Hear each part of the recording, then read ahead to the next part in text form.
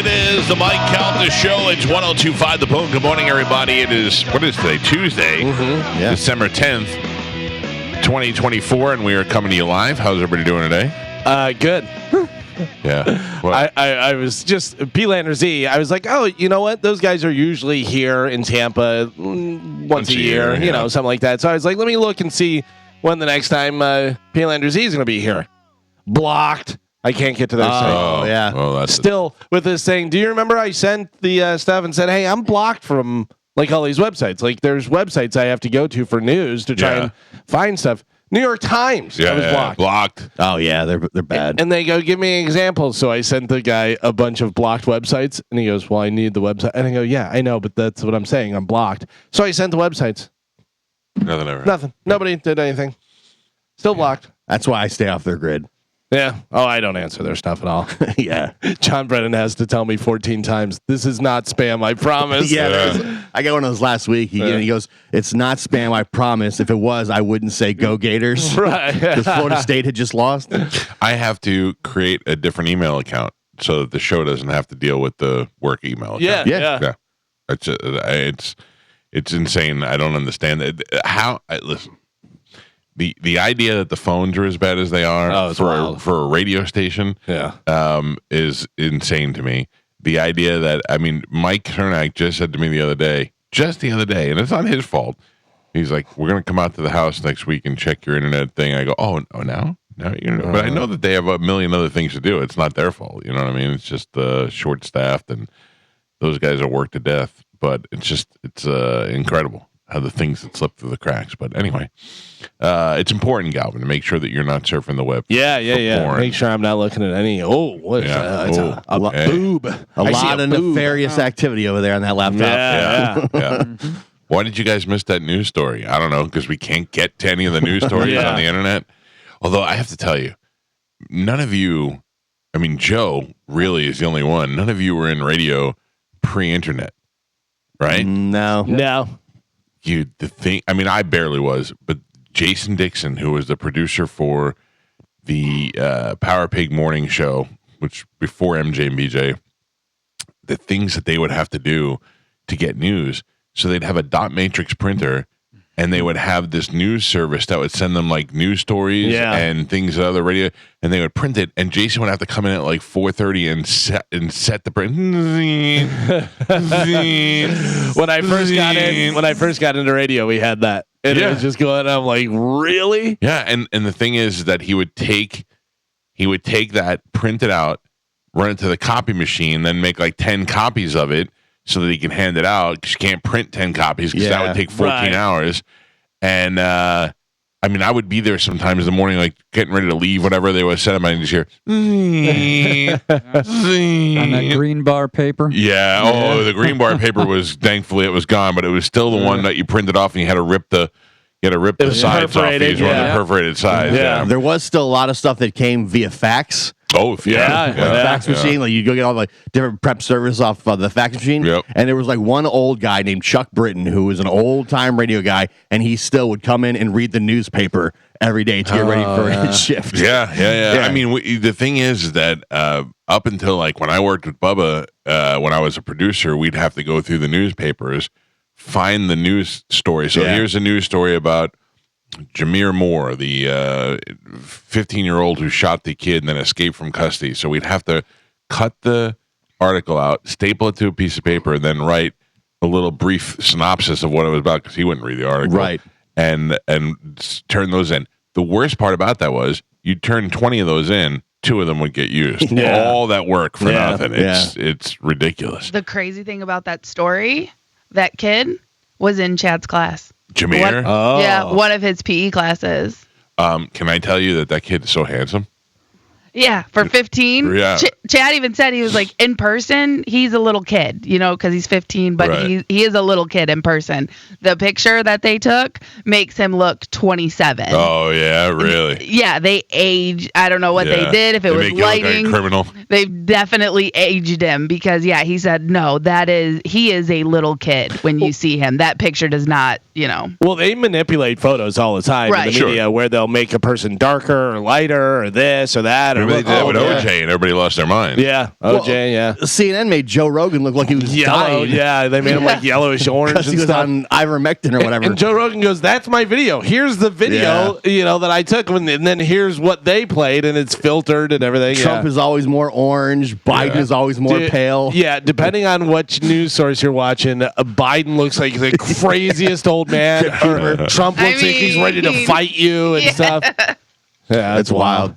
I just saw on the news thing they had some porch pirates. Ooh, porch pirates! You better watch out. I'm looking for porch pirates, but I have to tell you, if porch pirates came to my house, the problem wouldn't be them; it would be me. Yeah, nobody takes packages in this house. I mean, you can go most of the time. The boxes you're going to rob are from Chewy's. Good luck with your 10 pounds of garbage. I mean, of dog food. The Chewy's comes and my wife can't lift it. And then Joey's supposed to do it, and he blows it off and leaves it there. And then I don't even look at the front. I come in through the back door. I don't even look at the front door. Yeah, but it's food. So does it come with like dry ice and stuff? No, it's the dry food. Oh, it's dry food. Dog food. Oh, okay. It just comes like you ever see a big giant bag of dry dog food? It's that heavy. So the box is even heavier. And then in a box, which makes it even more awkward. Yeah. Joe, you're on dog detail. How come this is not part of the duties? Joe is he's just Joe. That box is bigger than you. Don't even try it. Once Joe gets his license in his car and everything, he'll drive over and get it. I'll drive over. I'll just take it to my house. Right. Yeah. Listen to me, Galvin. I feel like you're being negative. The rebirth of Joe. I'm being realistic. The rebirth of Joe in 2025 is already set. In fact, Joe had his first assignment yesterday. I already said Joe's on the uptick. Yes. He's on the uptick, and he's doing a lot of good stuff. Yeah. Him getting a license and driving doesn't seem like something that's really going to happen. All right. I guess we'll see. He was inflating tires at the island because he borrowed an air pump from me. Oh. So I got to make that mean some type of transportation is on the way. Hey, maybe have a sex doll. Who knows? You don't know. It's true. Speaking of blowing things, Gio, I have your whistle. Oh, you can keep it. I figured you were going to say that. I did not use the whistle. I just held it as a prop, so I didn't know if you wanted it back. No, you can What did you need it for? Our Christmas card. Don't worry about it. Photo shoot from yesterday. Oh, okay. Yeah. You weren't in it. It was just no. Obviously. My family card. We'll Photoshop you later. Okay. We won't make you look older. We didn't do a Christmas card this year. Good. The first year we didn't do it. I'm out. What do you mean? I have no time for any Christmas cards. I don't need any new pictures. I have all the old pictures of Gio. That I should just I should take the picture of you on your knees with your mouth open and let people Photoshop it. And the best one would be our Christmas card this year. Yeah, that's great. That sounds awesome. You got to think about it whenever we're getting pictures taken. What you're doing. Mm-hmm. You know what Charlie Belcher said? He will never hold up a plain piece of paper. Yeah, because they could write anything they want. Yeah. I never thought about that before. Yeah, I don't care. I mean, they can Photoshop the paper anyway. Sure. You know what I mean? Like, they can take that paper and blank it out and then still put whatever they want on with it. AI, I saw Taylor Swift. She was banging the entire cheat sheet. Right. So. I saw Trump fighting Joe Biden. Right, yeah, I saw too. That was so weird. Yeah. Oh, I made a great AI video of myself. Yeah. So every week during the Bucks, I try to take the opposing team and make an AI picture out of it. So I asked them to do something in Las Vegas or whatever, and it just made a picture of me with muscles in a Buccaneer shirt and long wavy hair, just looking at the screen. And it said, "Do you want to animate this?" And I said, "Oh yeah." So it was me, and I came walking in like this, and my hair was all flowing. And I love it. It's amazing what you can do now just on your friggin' phone. It's so crazy. Yeah, imagine what you have these people that have like supercomputers and stuff. That's why I don't believe anything. No, you can't. I don't. You can't. How do you know what's true and what's not? I'm getting one of those rings that has an extra finger on it, so I can wear it. So anything happens, I'm just like, that's AI. Look, I have 11 fingers. That's weird. Did you see that thing with Anderson Cooper by any chance on 60 Minutes on Sunday? With Alex Van Halen? No. He had a Google or it was some sort of AI thing, and it was tutoring him on the anatomy. So it told him, all right, Anderson, draw a body on the thing. And so he took a chalk and he drew a body, and he goes, great, now show me where the brain would be. This is AI talking to him, watching his results. Right. So he drew. Did it tell him that wieners aren't supposed to go with wieners? No. Oh, okay. He drew the brain in the head of where that it was supposed to go, and it said, okay, great, your location's perfect and the size is about right. And then it said the shape is a little off, but it'll do for now. And Cooper's like, don't patronize me, you know, like, but I mean, it looked at he made it more like a kidney instead of brain in his head, and it judged his picture. That's amazing to me. TJ Miller was on with what's the girl's name that does the podcast with oh Jesus, I forget everybody's name now. It's terrible. Guy that was in here with the glasses and the mustache that's bisexual. The comedian. Jordan Jensen. Yeah, Jordan Jensen. He was on with her, and it was so good that I don't know whether it was a bit, that it was somebody like off camera doing it, whatever. But TJ Miller was like, tell me about my feelings on Jordan Jensen. And it says, TJ Miller thinks Jordan Jensen is very funny, comedian, blah, blah, blah, this and that. Female, one of the best female comedians out today, this and that and everything. And Jordan goes, I don't like that you said female. And he goes, you're right, Jordan. One of the best comedians out today, whatever. And like changed it and stuff. And then she goes, does TJ talk to you a lot? And he says, yes, talks to me all the time. Do you know all his secrets? And he goes, I do. And TJ grabs the phone and he goes, don't ever tell her about the sex with the coyote. And he goes, TJ, I would never tell her about the sex with the coyote. No way. I know. I was like, is somebody standing on camera or what's going on? Because that was really good. I love talking to my my Google guy. The Siri, not so much, but the Google guy in the car or the girl, or whatever it is. I mean, we have full conversations. It's crazy. Yeah, Siri's not that great, really. No. Always wrong. And I've talked about this before, but years ago, I had Siri as an app. Yeah, and I would just be able to go, hey, dial my phone, or whatever, and it would work, and just like it does now. And then all of a sudden, one day, it was like, yeah, we sold our app and we're gone now, and now those people retired, worth billions of dollars. It's good technology that they bought. So yeah, they were first in, but like the voice assistant, but it never. I don't know. It still doesn't work that great. But in my car, it works. It works in my Tahoe. It works so great. Yeah, like I'll just be driving and I'll go, put on Jerry Rafferty on Spotify, and it'll go, okay, now searching Jerry Rafferty on Spotify. Would you like to play right down the line? You know, and it'll ask me the question, and then I'll go. I'll hit it. I'll go, give me directions to the closest Starbucks with a drive-thru that's open right now, and it'll be like calculating, and it'll just throw me. It's amazing. Is it? I don't know which one it is, but where it says, a list of restaurants. Now put these on a map for me, and it shows all on a map and does all stuff. Yeah, it really is unbelievable. Gemini's the Google one. It works pretty good. Yeah, I like it. We all have different voices in my house, so when you talk to it, like I have a guy on my Siri. My wife has somebody from like Iceland on there. Right. Like you're allowed to have so many different accents. Just imagine what it's going to be like 10 years from now with the way it is now. You know, if it is like Bicentennial Man, the movie where Robin Williams is a robot, that would be fantastic. Like if it's a robot who is really here to serve you. I watched that movie Subservient with I saw a little bit of it too. Wild. Yeah. I don't know if I'd want that. Who's in there? Megan Fox. Oh, yeah, because it's on Netflix, and I'm pretty sure because of Mr. Skin's list, it's like in the top 10 movies of this month right now. Well, that Ex Machina, or however you say it, whatever, that's wild. I didn't see that. Oh, man, that's wild. Yeah. Because it's super sexy robots, too. Well, that's a Megan Fox movie. Yeah. Yeah, and then you're like, oh, it's been out for a while. I don't want to spoil it, but there's some stuff. And that's one of those great ones. What would you do in this situation, Yeah, what if they make robots you could have sex with, and they're also, like, give you medical reports? Like, you put by your... Yeah, by your injection. So like after it's done, after you're done, you get a full report, and you go, how was it? And it goes, Michael, you lasted 7 minutes and 32 seconds. That's 20 seconds longer than the last time. Like, you give you a report. Or what if they're like, how was it? Like, Michael, unfortunately, you have AIDS. And they're just really, really straightforward. Well, they can tell, like, because of your sample, you're dehydrated. It's 98% likely you have AIDS. In that Subservient movie, she basically does that. She grabs his neck. She's like, your heart rate is this. Your pulse is high, and your blood pressure is. She's like, I can take care of that for you. And then he let me help you. Yeah, let me help you. And he hooks up with the robot, which is in the trailer. So that's not a spoiler. So we should watch the movie Subservient. Is what you're saying? It's not very good. But it's kind of, I don't know. How do you get through movies? Like my wife, if I don't really want to go see it, there's no way I'm watching it. My wife will go, you want to watch a movie? And I'll go, sure, because I know in 15 minutes I'm going to sleep. There's no way I'm sitting here watching Subservient. Sometimes I like that one. I kind of skipped around. When he got boring, I just skipped ahead a little bit. Okay. Yeah. That's how you do it. Because the Megan Fox is super hot, of course. Right. The main guy, like the actors are not great. They're kind of B-list actors that I've never even heard of. Like, you know, it's a cheap kind of horror flick type thing. Dude, imagine calling your friends and be like, I got a gig to do a movie, and they're going to pay me $25,000.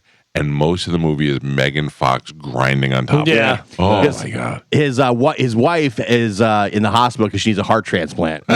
So she's dying when she has a heart transplant. He bangs a robot. And so they get the robot to help with like the hot, the chores around the house and stuff. Right. All the chores. Yeah. And then at one point she, he's really stressed out because his wife's dying. She doesn't get the transplant.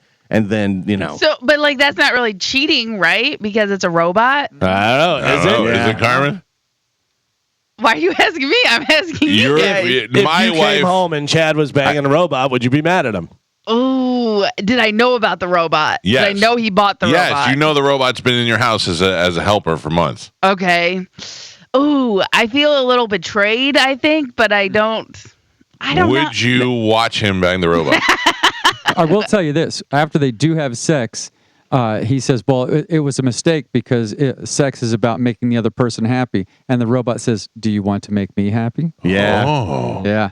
And so she's catching feelings. So that's not a robot. No. The robot was not catching feelings. The robot was just saying, if that's what you want, I can do this. Her entire protocol is to make him happy no matter what. And if making her happy makes him happy. Then it falls in line with her. So what is that? Protocol. Yeah, so that's a slippery slope, man. He even says it's a robot, and she's like, she has a face, and right, and it's more cyborg and artificial intelligence, where it's just robot. It's like beep bop, right? Pull the thing, and the wife.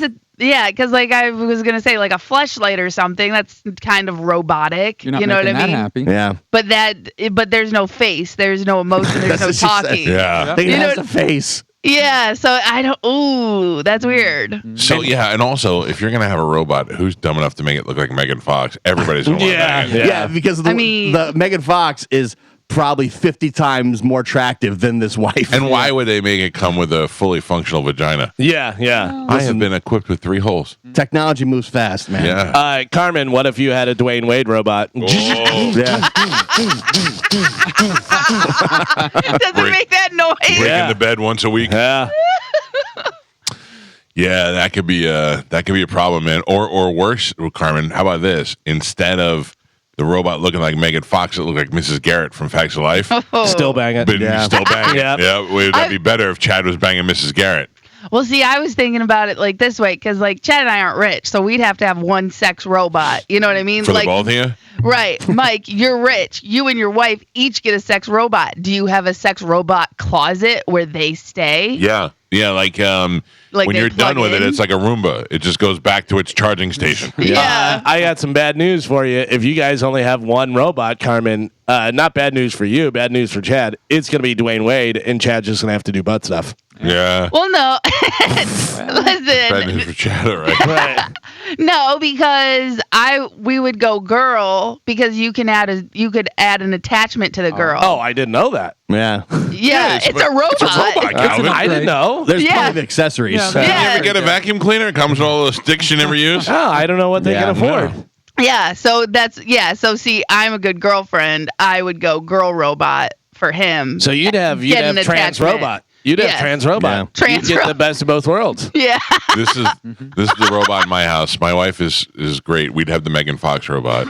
And then one day my wife would look at the Megan Fox robot and go, "Hi, can I ask you a question? Do you want to go to the mall?" And the robot's like, "I'd love to go to the mall. They're out of here." Yeah. It'd be the best life ever. Also, can I ask you a question? How much does he bang you when I'm not here? Yeah. I don't think my All wife the would time. care. I think my wife would be like, so he tries to bang me less and you more, and you're not real. I think she could live with that. I think any female, if you're banging something else, anything else, they're going to be bad. Now, what about you guys, though? Your wife gets a dude robot, and they're banging the dude robot more than you. Oh. Are you mad? I don't like that. Yeah, there's no dude robots in my house. But that's what I'm saying. Like, because the intimacy between you two goes, basically. So at one point in the movie, he feels so guilty that he's hooking up with the robot that he doesn't want to hook up with the robot anymore. So then the robot goes, I can take care of that. And she blindfolds him, and then she changes her voice to his wife's voice. And he's talking in his ear as the wife. That's pretty hot. Yeah, she's like, "Oh, you're guilty. I can tell you do not like this. Let me try." And she changes her voice. That's pretty good. Does he do it that way? Yeah, he does that. Yes, he does. He still does it. He still does it. What a scumbag! But he feels all guilty. He's like, "No, we can't do this. We can't do this." She's like, "No," and she's feels like, real guilty. Yeah, so since she's a robot, she can accommodate him, and she changes her voice to his wife. Pretty good. Does she change her to match his wife's? Well, yeah, I don't know. Gets real sloppy. It seems like maybe she does, but they don't really. They portray it as if it's that girl. In the movie, he perceives it as her. Yeah, as the wife. So do they? This would be great. She's like, I know what you really like. And she blindfolds him, and they start doing it, and she's got like Ed Asner's voice. How's that going, Ralph? You like that? Or if you're like, do you remember my wife's friend you met the other day? Do her voice. Yeah. Holy cow, man! You know my wife's sister? I can't wait for robots. I hope I'm not too old for robots. I think we are probably. I saw a meme the other day. It was a timeline of where we're at, and where it showed you all the 2001 Space Odyssey and Planet of the Apes and all the movies from the future and what years they were supposed to take place. Oh, yeah. And we're at 2022 or 24 rather. We're pretty much in the middle of like nobody's really making movies beyond that. Right. Dune was the furthest one out, and nobody really knew what year that was. So who knows? I would love that. I would love to even not have a sex robot. Like even if I had a robot and it was a man robot with no parts, like a Ken doll, I would still love to have a robot around the house to do stuff. Just to do stuff that I don't want to do. No. And I like to be mean to people. Like I could never. Like I don't. No, that's I'm your not. job. I'm not By mean the way, to Joe. You're just start banging Joe. No, That's your, no. Joe, can you change your voice to sound like my wife? That would be perfect. I tell Pete all the time. If Pete was just a little bit cuter, boy, we'd have the best relationship he'd be ever. in trouble. Yeah. Well, I have to tell you, Pete's getting cuter? Pete, I don't know what he's doing. He's so on fire with broads right now. Pete and I will not be spending Christmas together for the first time this year in like 20 years. Yeah. I'm very upset about that. Are you taking back half your heart necklace? Yeah. he got the beef fry. I'm taking it back. No, he's got plans with his family. He's got enough of his family that lives down here now so that they had already have plans the same day that we have plans. So I don't know why I'm telling you this. He just told me this last night, so it was fresh in my mind. And that's it. You know what Seinfeld says his thing that he's looking forward to the most with the future? What? The uniform. Oh, yeah. The silver V-neck. What? Yeah. Every movies. future movie, whatever, they have like a silver V-neck uniform that you wear. Yeah, I'm out. I don't want that. Seinfeld's this week, I think, in town. Is he? Yeah. What, over at Hard Rock or where? No, Ruth Eckerd Hall. Ruth Eckerd? Denied me meet and greet access. Oh, man. I know. It's like one of the few people that I wanted to meet and got kicked out. Cannot go. Yeah. Suck it, Seinfeld. What do you think happened? No, I was never. I had just asked. I said, hey, I don't really care and ask to meet a lot of people, but I've never met Seinfeld and I'd like to meet him if that's a possibility. And they wrote back yes and said, not a possibility. Man, they said he's not doing anything. When Titus posts his picture with Seinfeld this weekend, it's gonna be crazy. That is interesting to me. That is interesting. If Titus goes backstage, Of course he would go backstage. When I did the stage announcements for David Spade, Hogan was back there. Oh, really? Yeah.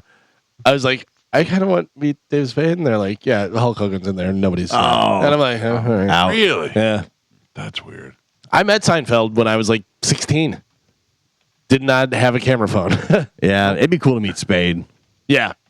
We've Well, met Spade before. and that's why I want to tell him that story, because that was so great. We were at the Super Bowl, and they had grown-ups, and we had Adam Sandler, Kevin James, and Rob Schneider all on with us, and David Spade and Chris Rock were at the table next to us, whatever. But everybody's going crazy and doing all this stuff, whatever. And they're David Spade, whatever this, that. And I go, Spudley, because that's what Dennis Miller used to call him. And he turned and looked, and I'm like, I got his attention. And he gave me the, you don't call me Spudley face, and just turned away. And I was like, that's so perfect. I knew that I shouldn't have done it. I'm waiting to get our approval for Radio Row. For Super Bowl, I'm in for sure. It's our application's pending, so I mean, I'm going. The Steelers are going to be in the Super Bowl, so I'm going anyways. Yeah. Ooh, I'm willing to take that action. Yeah. Yeah. Well, I mean, that's not a good bet for me. That's true. I mean, a lot of teams. I'm not cheering against them by any means. Steelers have a better chance than most, but it's still a lot of teams that are up there. There's teams that have better records, and we'll see. And also, Pickens is out for a couple weeks now. Oof. Yeah. For the Bucks, Antoine Winfield Jr. sprained knee a couple weeks. That's not good. No, that is definitely not good. Their defense cannot afford to lose anybody. So, all right. Our last Tuesday of the year. I'm sorry. Our last of 2 Tuesdays because we still have a full week next week. Right. We got to find out from Joe the update on whether Spanish is coming in for under oath. And don't say anything yet. I'm excited for the surprise. The text that I sent yesterday, it did not indicate that was something he was interested in. What did he say? What did he say back to you? No, I told you guys exactly what he said. Right, but he did not. Right. No one on this show is saying that he's on meth. I don't know why he keeps if he's insinuating that. Yeah, I don't know. We were worried that part of his demise might have been due to drugs, but he says it's not, and we're like, okay. Nobody. There was a couple of things that were staring us in the face. Him picking his face all the time, and that kind of weird drug-related kind of symptoms, and the fact that he got screwed up in the head a little bit towards the end. So we were like, hey, maybe he's on drugs. Nobody's saying he's on meth. That was a joke that started with the listeners, and nobody knows that. I'm pretty sure the listeners said they did meth, and that's and why it was a symptom of it. Yeah. So nobody is trying to say that Spanish is on meth. It would be a lot better if he came in here and just talked and ended normal, And by the way, did anybody know what Sad Weirdo's on this weekend? I don't know. I don't know. It was. So then he's still functioning fine. So there you go. All right, let's take a break and get this show going this morning. We got a lot of things to give away. Carmen will tell you what those things are. My weekend plans right now. Ready? 4 things. Yeah. Got Friday night. I got the Winter Seltzerland. You'll be there. Saturday from 3 to 5, I'm giving away a Harley Davidson at the Harley Davidson at Tampa Bay, courtesy of Budweiser. You'll be there. I've got the UFC at Amalie Arena that night. Kind of tired. Won't be there. And I've got TSO Sunday at.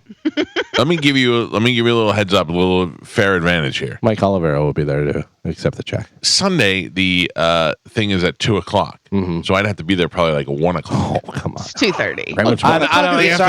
On what day? Sunday. Sunday at 1. Do you have anything going on Sunday at 1? Then I realized there's a Buccaneers game. Only 4 weeks left of regular season. Yeah. So I'm taking the under. That's where we could have a problem. Then. He's going to go 2 for 2. Yeah. What is the game? What time is the game? I believe 1:00. Oh my God. I mean, big game too. Chargers, very tough team. Oh yeah. Yeah. I mean, still.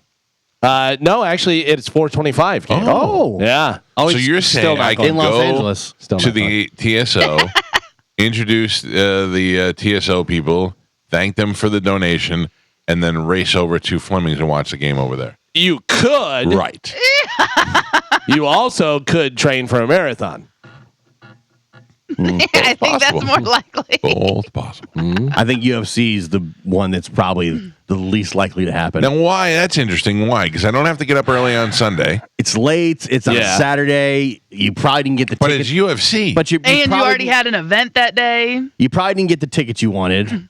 Titus probably has better seats than you. That's you already said you don't know any of the fighters that are fighting. I have not seen my tickets yet, but I think it's safe to say Titus has better tickets than I do. 100%. Yeah. Your tickets through Budweiser? No, through UFC. Through UFC. Yeah. What are you saying? I don't know. Budweiser, I know, gets really good tickets. Obviously, Bud Light being a big sponsor and Bud, all that stuff, whatever. UFC may not give as good of tickets, but maybe. Who knows? I don't know. Interesting. I'll let you know when you send them to me on Saturday. Yeah.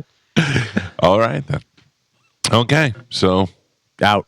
Well, wait till Friday. We'll make a decision. Oh, he's going 2 for 2. 2 for 2. 2 for 2. Yeah. 2 for 2, you say Winter Seltzerland and...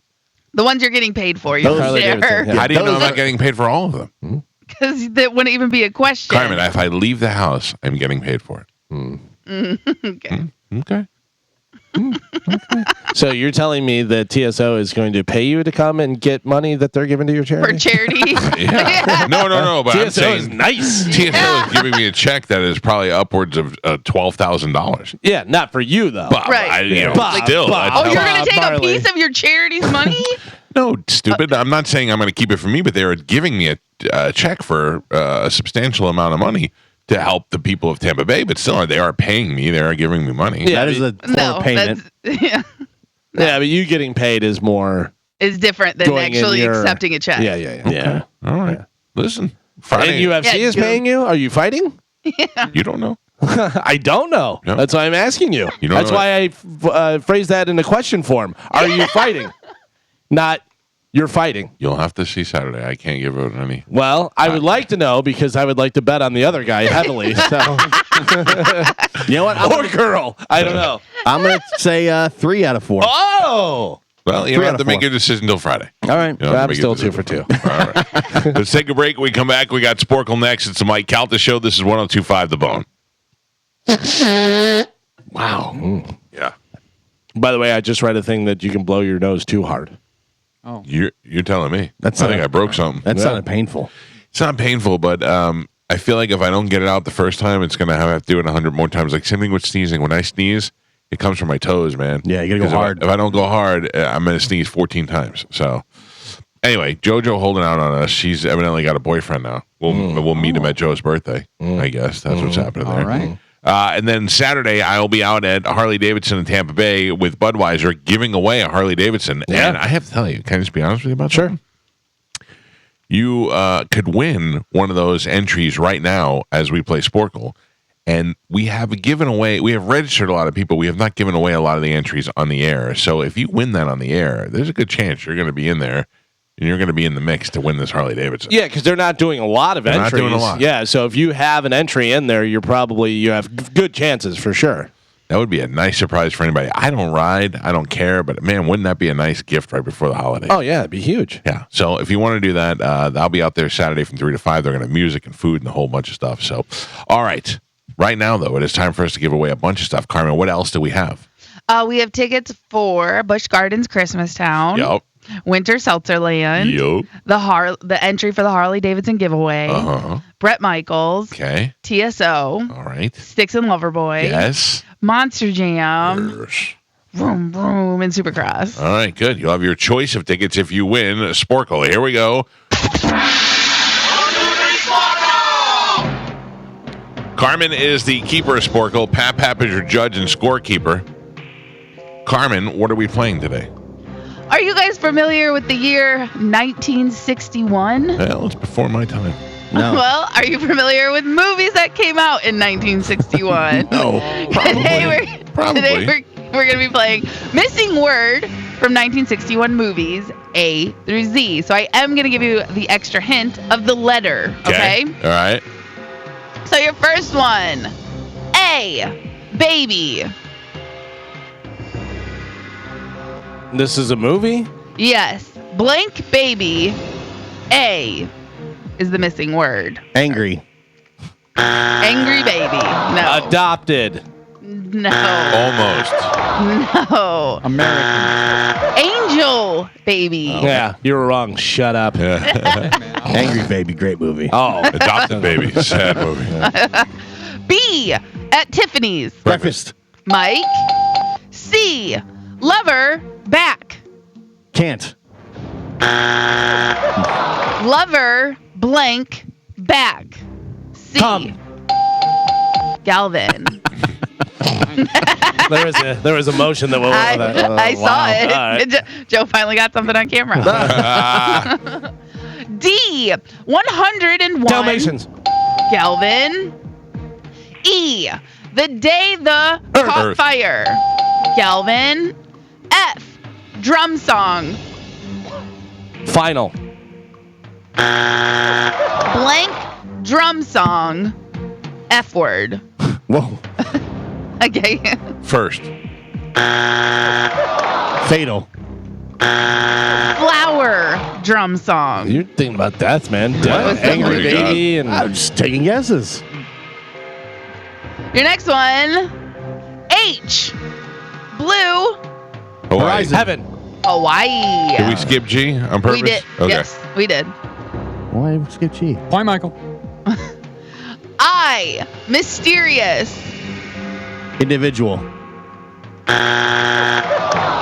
I. Mysterious blank. Idiot. That's a great one. I'm mysterious idiot. I don't know. Island. Island. Pap on the board. Stupid face. Yeah. Island. J. At Nuremberg. Jury. Justice. Judgment. Judgment. Galvin. K.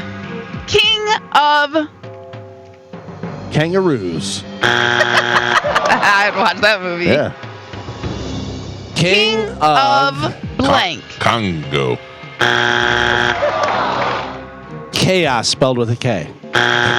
King of Kings. Oh. Tricked ya. And Pap. Oh man. We're halfway there. Gio is not on the board. He has 0 points. Michael with 2, and Galvin is your leader right now. He's doubling Mike's score with 4.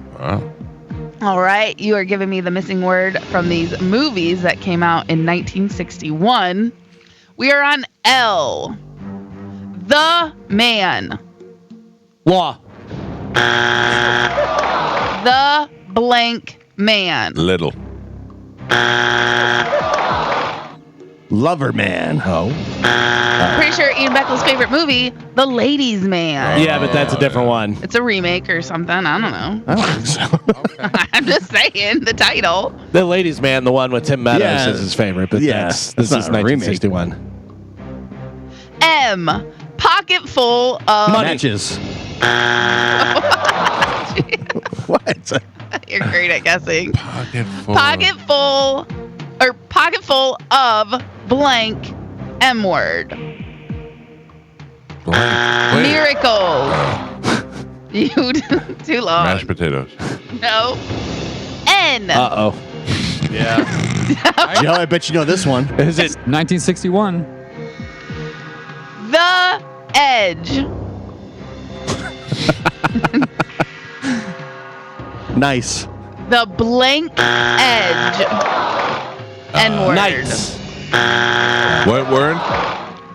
The N word. I don't know. Naked. Yikes. Yes. Oh. Elta. O. 2, 3. One. Galvin. P. The Trap. Parent. Oh. I thought it was a Geo. different trap. Yeah. Q. Nefertiti of the Nile. Queen. Galvin. R. A in the sun. Raisin. Raisin. Galvin. Oh, come on. Raisin. That was Pap Galvin. Pap. Oh, was it? She got the worst. S. In the grass. Snake. Snakes. Splendor. Oh, in the grass. Stupid movie. No point. And Pap, we are on the last 3. Gio has a single solitary point. Michael has 3, and Galvin is your leader right now. He's winning with 7. All right. Missing words, movies, 1961. Galvin. What? All right. Last 3. Here we go. T. Babies in. Times Square. Babes. Yes. Well, you can't read it wrong and expect us We to all get it heard the right. same thing. It's toilet? Toyland. Toyland. Babies in the toilet. Point Galvin. It's I from. swear to God, I thought you said toilets. It was a Maury Povich production. USA. United. Oh, wait a second. Yeah. USA. Is it blank USA or Blank USA. Oh. U. Ultimate USA. under? Oh, Underworld. USA. Yeah. And your last one. Stupid movie. V. To the bottom of the sea. Voyage. Mike Calta. Boo hoo. Your final score, Gio with 1 point, Michael with 4, and Galvin is your triumphant champion today. He won with 8. Kachaya! Woo, woo, woo! Trademark 2024. And no more rules. Oh, no thank more God. rules. No more rules. All right. No more rules. All right. Don't celebrate it. We wish Mike a man. Oh, No, I don't anymore. Yeah. Galvin, pick a I line. no longer. I'll go with 4. All right. good job. Good morning. Who is this? Hey, good morning. This is Nick. What's up, Nick? You are the winner, courtesy of Galvin. I'll put you on hold. Carmen will tell you what we have available, and you will pick your prize, sir. Awesome. Thank you so much. Thank you, Nick. Appreciate you listening, buddy. Galvin, what do we have coming up in news? Coming up in news today, we have Cute and Caught, Bellrista, and no surprise there. All right. Get the Bellrista. We'll take a quick break. Galvin has your news. We'll get to that next. Dom will join us at 8:30 this morning for Ask the Dom. It's the Mike Calta Show. This is 102.5 The Bone.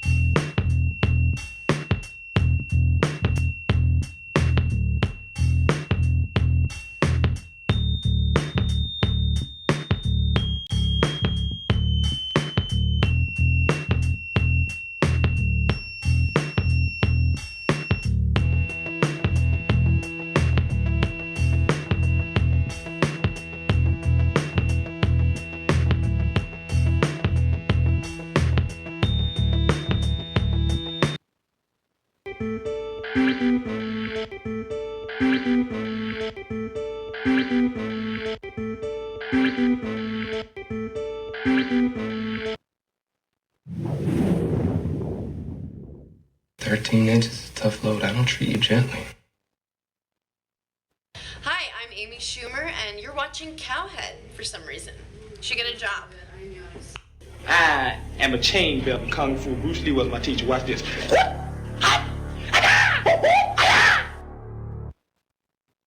Hey, this is Barbie Chandler, and you're watching Cowhead TV. I'm just saying, I'm David. You're already recording. I'm recording. Go. Hey, I'm David Batista, former WWE superstar, now owner of Gracie Fighter Jiu-Jitsu in Tampa, and you're watching Cowhead TV. See, we're having the guys be the cheerleaders this time. I'm going to show you a little bit of it. Oh, good. We don't have anybody to cheer for us, dude. I am your bitch. There might be a tackle happening. We made signs. I didn't even know we were doing it. Are you going to be our cheerleader? I don't know. Oh, it's not that cold. Shoot. Wait until the door closes. There's no heat. Oh god. Are we just doing this in the middle parking lot? Yes. Oh wow. Oh, now it's a little chilly. I'm gonna kick this ball so far. Can I leave my camera over here? No, just leave it over there. Oh. Give it to somebody to designate for photos. Where's Oh, there you go. You got a football too? Yeah, this is a junior though. Yeah, that's the size we use. Oh, is it? Oh, it's magical. It is magical. On the way here, I was holding it. I was like, I wish my hands were really this big. I mean, this guy is just begging to be made an example of. Being in a waiting room. Straight in. A guy of my caliber, straight in. All the single ladies, now put your hands up. 708 on the Mike Calta Show. It's 1025 The Bone. 800-771-1025 are the phone numbers. Yee. I want to tell you about my friends at Superheat and Air. I was talking about them last night. Superheat and Air has served our listeners for, God, it seems close to 10 years now, if not over that. And we're about the point now where you're putting your heat on. And I don't know, this week it's going to be 80, but next week it's going to drop to 40s a night. So your system is going to be confused. The air conditioning in the day, heat at night. If you haven't had your heating and air unit checked up and done a yearly maintenance on it, now is the time to do that. You can call Superheat and Air or simply go to superheatandair.com, schedule that service to come on out there and get it done, because I have gone through this myself. You'll turn the heat on for the first time this year, and the dust is all settled on your coils because you haven't had it cleaned yet, and that stuff burns off. The next thing you know, you feel like your whole house is on fire, and you freak out, and you got 12 firemen standing in your garage making you feel like you're an idiot. That is what I did, and I don't want you to have to go through the same thing. So if your heat and AC has not been cleaned or tuned, give them a call today. And if you need a new unit, of course, they can do that for you. They can get you no interest, no payments, and put that unit right there in your house that day. They're very quick like that. They got them in the storage unit there, and they can come and hook you up. Superheatandair.com. I'll say it again because everybody seems to forget. Superheatandair.com. Put it in your phone. Put it in your bookmark. And they're there 24 hours a day, 7 days a week. If you need them, tell them you heard about it on the Mike Calta Show. A couple of things we got to do before we get to news. Joe? Yes, Mike. You were supposed to get back to us on whether or not Spanish will be here for the Under Oath. Before you give us any answer, let's go around the room and see what we think. All right. Carmen, what do you think's the result? Ooh, I don't think he's coming in. No? You don't think he'll want to do it? I don't think he's going to want to do it. And I think Joe forgot. Oh. I don't think Joe even asked. Why do you think that? I mean, because Joe? It's Joe? Right. Yeah, is there another answer? All right. Gio, what do you think? I think Joe reached out to Spanish. Spanish didn't respond, didn't get back to him, and Spanish will not be coming on the show. Okay. I also think Spanish didn't get back to him. That's my guess. Galvin, what do you think? I feel like Joe talked to Spanish, but kind of hawed around and didn't get an answer and didn't press for one. And so he's thinking about it, is what Joe will say. All right. Joe, the big reveal. What is the result of you asking Spanish if he wants to come in the show next week for our final week and our final under oath of the year? Yeah, I didn't call him. Why? Carmen should have bet money. Yeah, you should have. Why not, Joe? You had one assignment. Yeah, I know. I went to the station and was working with Corey Cardinal about the podcast this Friday, so I didn't get back into the house until about 1:30. And I was dealing with a lot of stuff with my mom, and it totally slipped my mind. So I didn't care, and I didn't. But you didn't text in the Uber? Like No. you're riding an Uber, you don't drive. No, I didn't. I was texting Corey Cardinal instead. But yeah, sorry. I didn't think that maybe. Well, I mean, I'm not sure. I think this afterwards. I'm not really sure that after Gio texted him, Ian texted him, Dizzy texted him, Carmen called him. I didn't really think that that it would be that he would change his mind because I happened to call him. So did you think But no that? one's asked. Hold on. Did you think that, or did you just forget about it? No, I because totally now it's forgot. two different stories. No, I totally forgot, but I thought that after the fact. I'm like, man. You Just said- now? You said after the fact. After the fact. I had way too much stuff going on, so no, it wasn't top of mind. So that probably shouldn't be your assignment. Well, I mean, Fail. okay. Shocking. All right. Yep. Do you want to give it another go, or do you No. think we should just? No, I really don't. I honestly don't want to ask him that question. I already know the answer. So, I mean, I kind of feel like I'm asking him a question I've already asked him already. Carmen, Yes. will you call him right now? He'll probably not answer, and I will leave him a voicemail. Okay. All right? Do that. We can work this out. We can work it out. I'm sure a lot of listeners also reached out to him since everybody has his number. Everybody's been calling and texting him, That's completely irresponsible. Yeah. Who would give out their number like that? Yes. The worst. What a jerk. I will leave the message, and it'll be on Spanish at this point. This would be the first message you've had with him since he called you that Sunday night at 10 o'clock? And that was a text. Yeah. Is it ringing, Carmen? Yes, it is. If he answers, you can invite him to come on the air. Right. So don't hang up.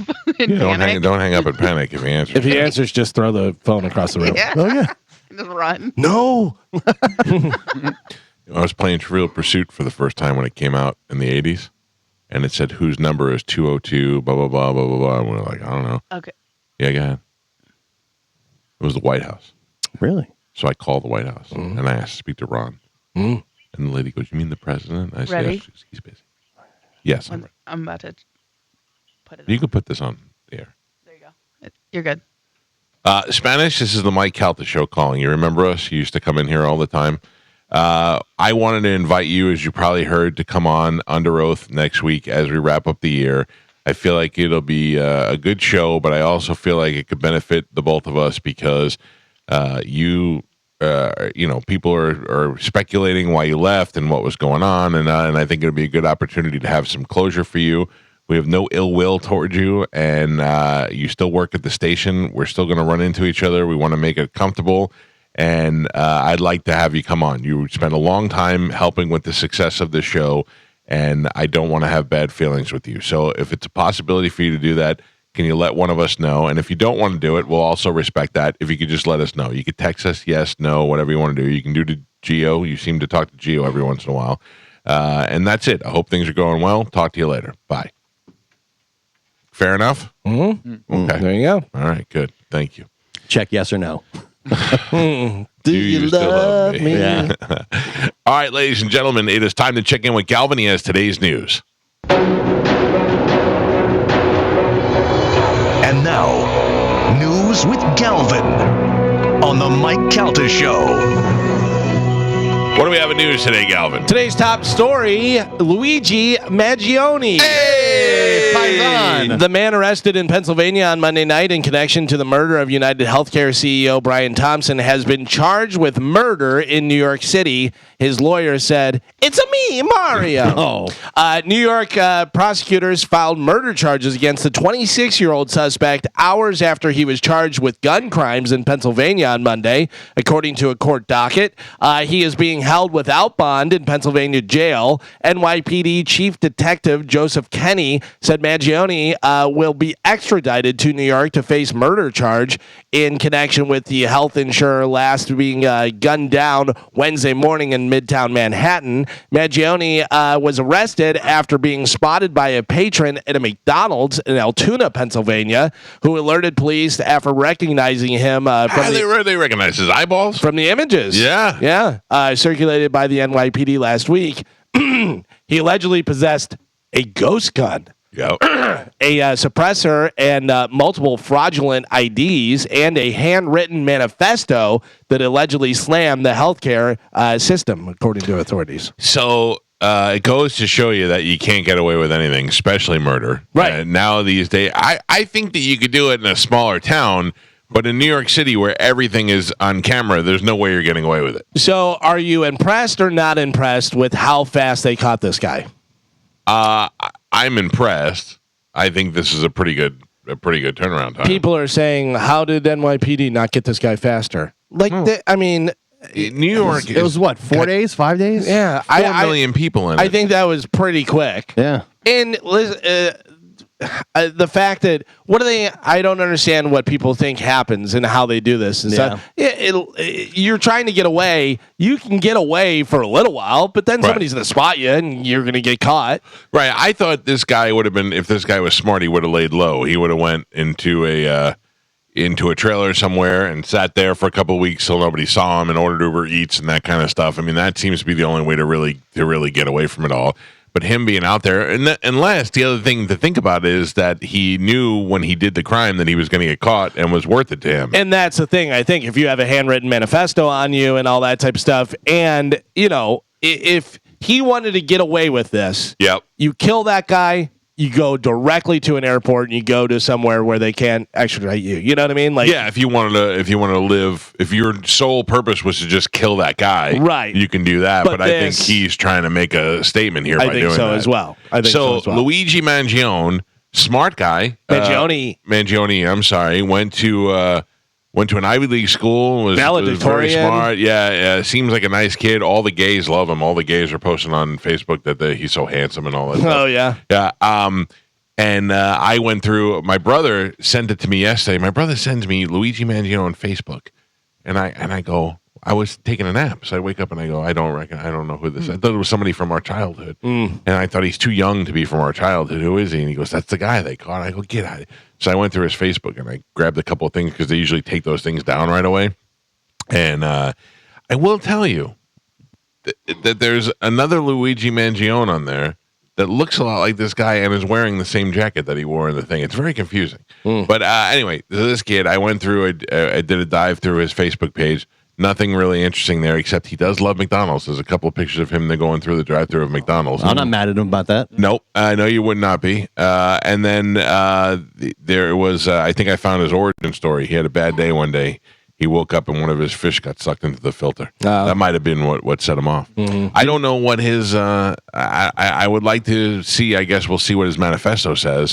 They said, I read a thing where it says a family member, I believe an uncle, had some health problems and was not getting proper care or had run around type of stuff, whatever. So I don't know whether that's something that spurred all this and made him so mad that he had a bunch of back pain and back issue books on his reading list too. Right? Yeah, I guess he had some back problems as well. So I don't know if both of those together or what. So I will tell you that as having spoken to some people in the medical field over this weekend, United Healthcare is the absolute worst when it comes to denying claims. They said it's bad for doctors, it's bad for patients. The doctors, they'll tell you this surgery costs $37,000, and they'll be like, "We're going to give you $12,000," and that's just how it goes. Right. And then if they don't want to pay for your treatment, they'll deny you until you either push it through or until it just gets denied and you die. So if they have somebody that has cancer, he said, I was talking to a doctor and the doctor's like, I have diagnosed people with a tumor and a cancerous tumor and turn it into United Healthcare, and they write back and say, well, we need to see another angle of it. He's like, okay, I'll send you another angle. They're like, well, we need to see a different type of scan. They're like, well, how many? Meanwhile, this guy's going to die. Well, you're denying his health care. Yeah. And he said United is by far the worst at doing that. Yeah. And I've heard other doctors say that as well. So, obviously, this isn't necessarily that guy's fault, but he is the representative of the company. So I'm interested to know why. I guess he knew because it was a stockholders thing that this guy was going to speak, a big business meeting. But he did a pretty decent job at tracking this guy down and knowing where and what his time is going to be. Think about it. I literally could give you a name of anyone, and you could find out where they're going to be in the next week. You know what I mean? I'm saying is that so that hotel that he was going to for the conference, why didn't he stay at that hotel? Why didn't who stay at the hotel? The guy from United Healthcare, Thompson. I don't know. Brian Thompson, yeah. Why didn't he stay at that hotel? Like, how did this kid know that he was going to be coming to that hotel from another hotel? Like, these are the kind of things that I'm curious. Well, you got him when he was leaving the hotel, right? No, he was coming in the early in the morning. He was coming in for a conference. So he knew that the guy was coming there for the conference, but why didn't he stay at that hotel? It's a huge hotel. Like, how did he know that he was coming in from somewhere else? Oh, yeah, I don't know. Yeah, I mean, like, these are just things that I'm wondering about because maybe it was an inside jobb.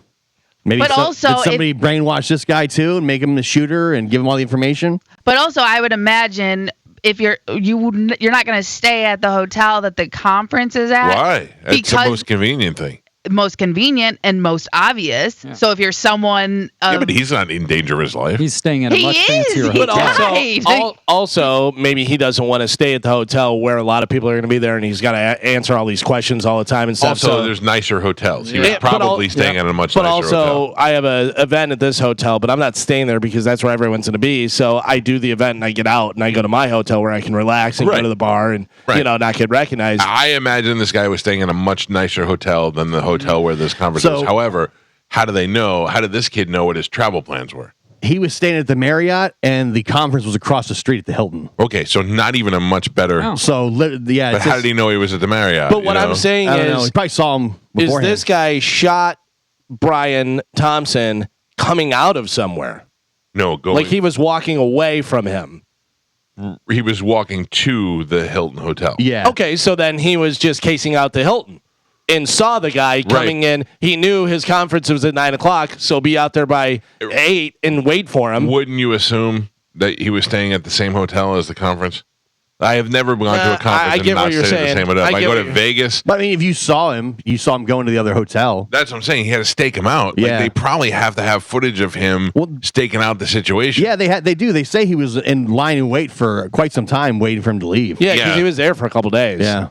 Oh, okay. All so right. he probably saw him come and go a couple times before he really, That's something else, man. That's really, I try to think, I laid in bed and thought, if I wanted to kill somebody, what am I doing? I got to tell you, he very casually kills this guy, too.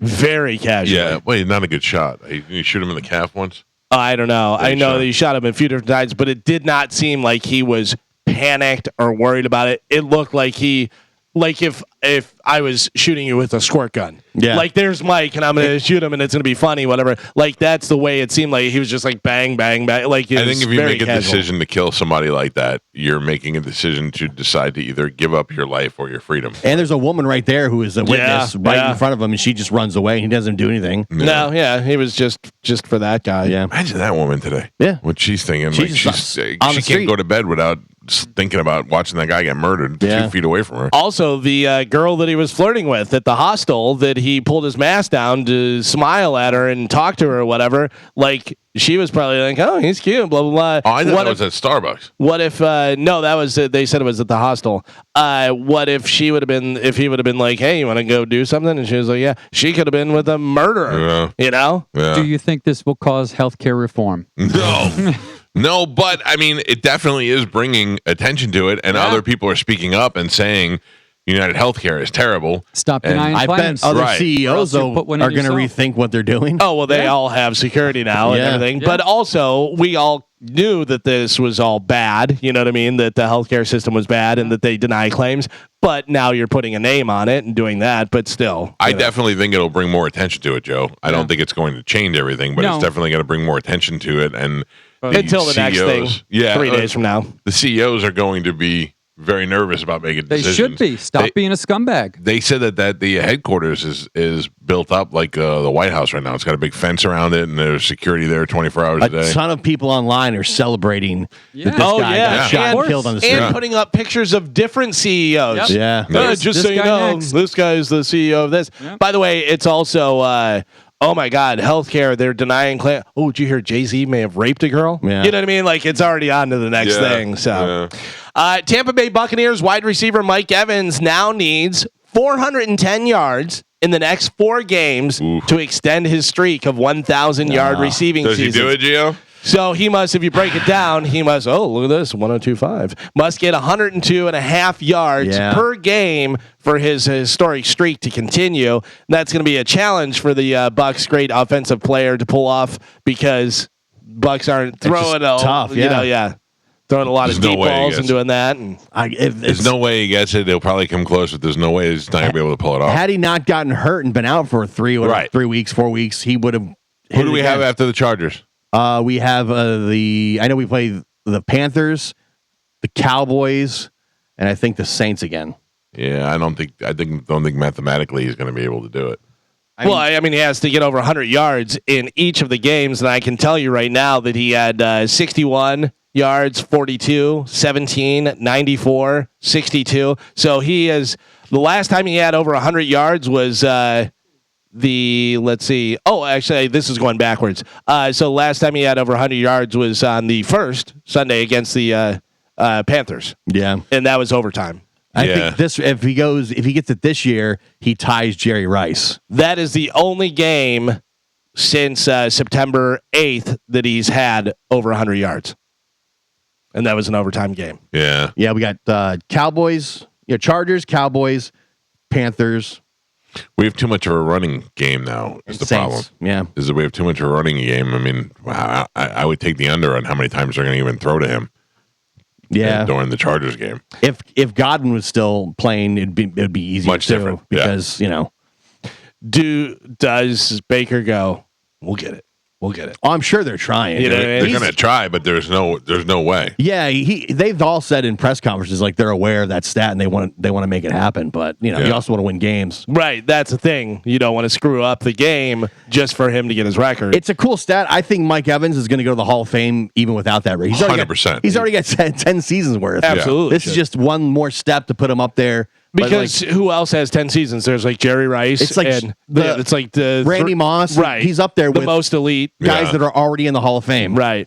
My favorite stat chasing was when Gronkowski needed one more catch for $1 million. Oh yeah, he's like, I need one more for $1 million. He's like, I got you. Yeah, that was great. Mm-hmm. How fun that must be to be like, I got you $1 million. Speaking of $1 million, Mega Millions next drawing is tonight. Tuesday night, it is happening. Next estimated jackpot is $619 million. Merry Christmas. Which you have a cash option of $297.7 million, so almost $300 million you would be getting. The drawing is tonight for Mega Millions. Go ahead, Gio. What? Go ahead. Not life-changing. Not life-changing. No, not that, because that's definitely life-changing. I'm really excited for you guys. I think you're going to win. Yeah, there you go. Thank you. I appreciate it. I know you're mocking me, but... So can I tell you that I wonder how much it changes you? Because, like, my daughter, yesterday, I said to her, I go, hey, do you want to go?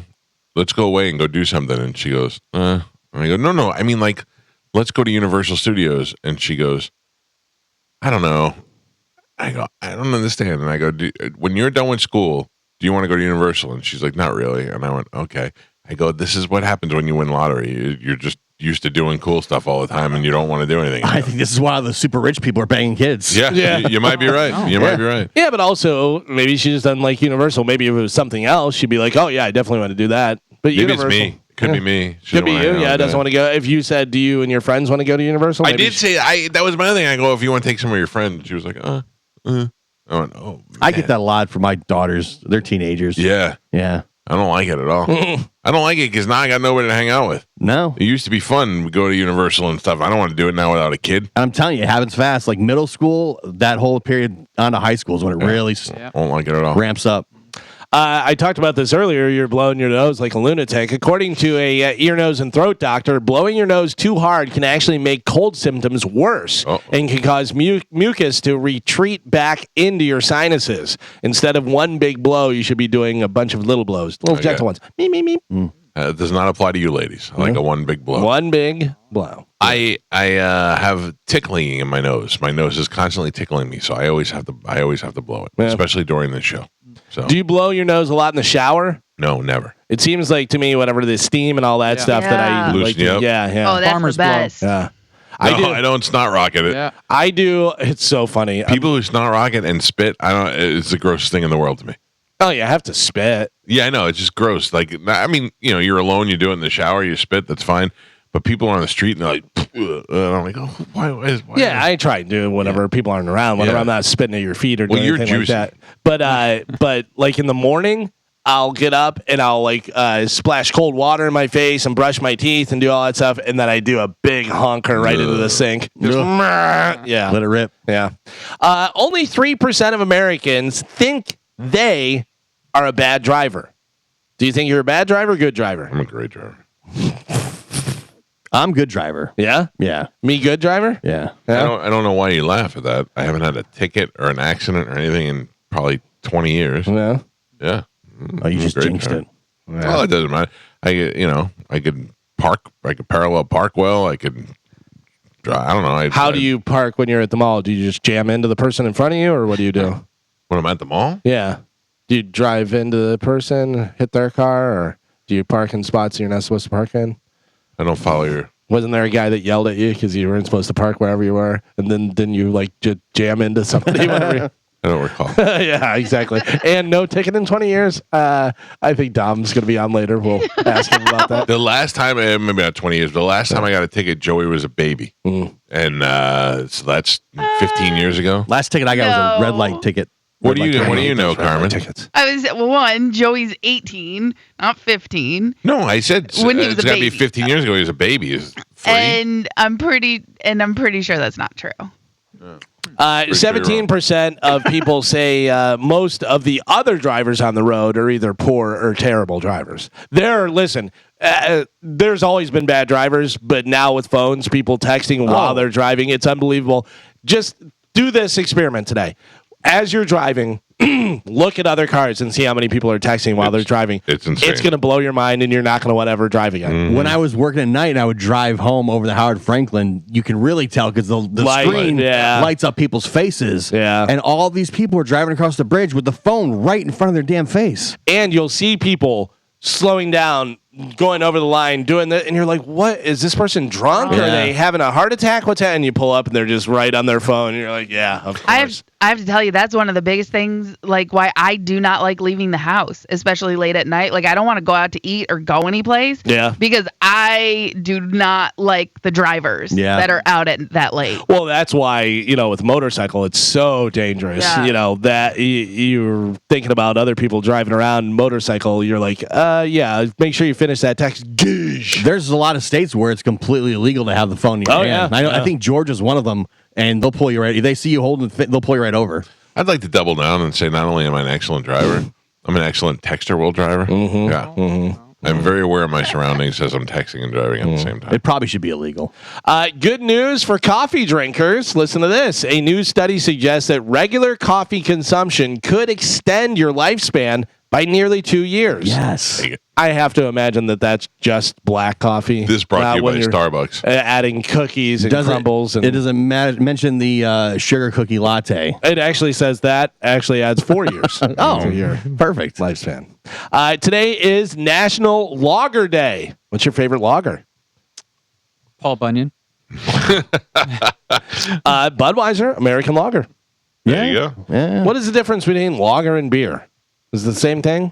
Great question. Well, I don't know what a Pilsner is. I don't know what a the lagers stout are is. usually dark beers, I think. Yeah. I'm not like a big time craft beer aficionado. I don't know the difference between what's the other one that people get? Ale, pale ale. I like the IPA. IPA. That's it. I don't know what the difference is between an IPA and a regular very beer. hoppy and high in alcohol content. You don't like it if it's all hoppy. What does IPA mean? India Pale Ale. Oh, is that what it is? Yeah. Lager is a type of beer, but not all beer is lager. Oh. The main difference between lager and other types of beer is the type of yeast and that's used and the temperature which it's fermented. Okay. Yeah. I don't know the difference. I just know that on Budweiser it says American lager. It does. Yeah. Yeah. I've seen that before. I don't know. I don't really know. I don't know. I know when you order like a Guinness is different than a regular Bud Light. One is way darker and thicker. That's Guinness a stout. is like drinking a bread. That's a stout. Yeah. Now you're bringing something Right? totally different. I think so, into yes. this. Yeah. Okay. Yeah, there's a bunch of different wheat ales, you got white ales, you got Saison. Oh. What's a Saison? I don't know. Mexican ale? It's like I think the ones that are more fruity. That's the other thing. What's the difference between a beer and a cerveza? Cerveza is just beer in Spanish. Is it? Yes. I don't know. Cerveza is how you say beer in Espanol. Is it? See. Saison, fruity beer. When I was highly in, carbonated. When I was in Georgia, I had a Saison, if you will. Yeah. Like a grapefruit flavored beer. There you go. Fantastic.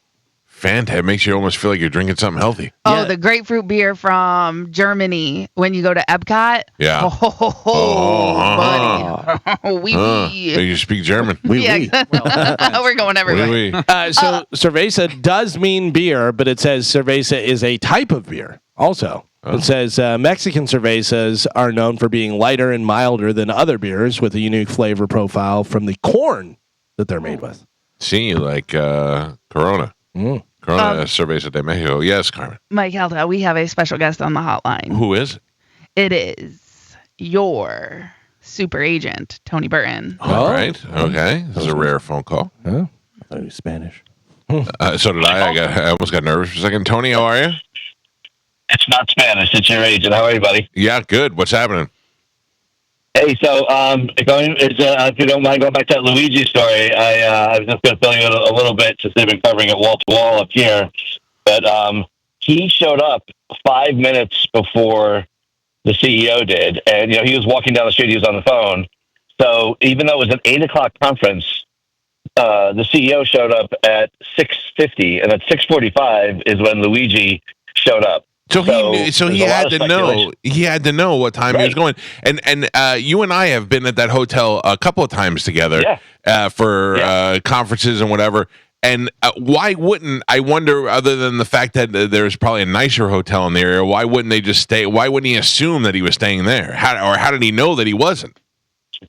I think he actually had some intel, and I think Galvin was right. I think he didn't want to stay at the same hotel where everybody was at, because where he was staying across the street was not that much nicer, but it's just that it was separate from everyone.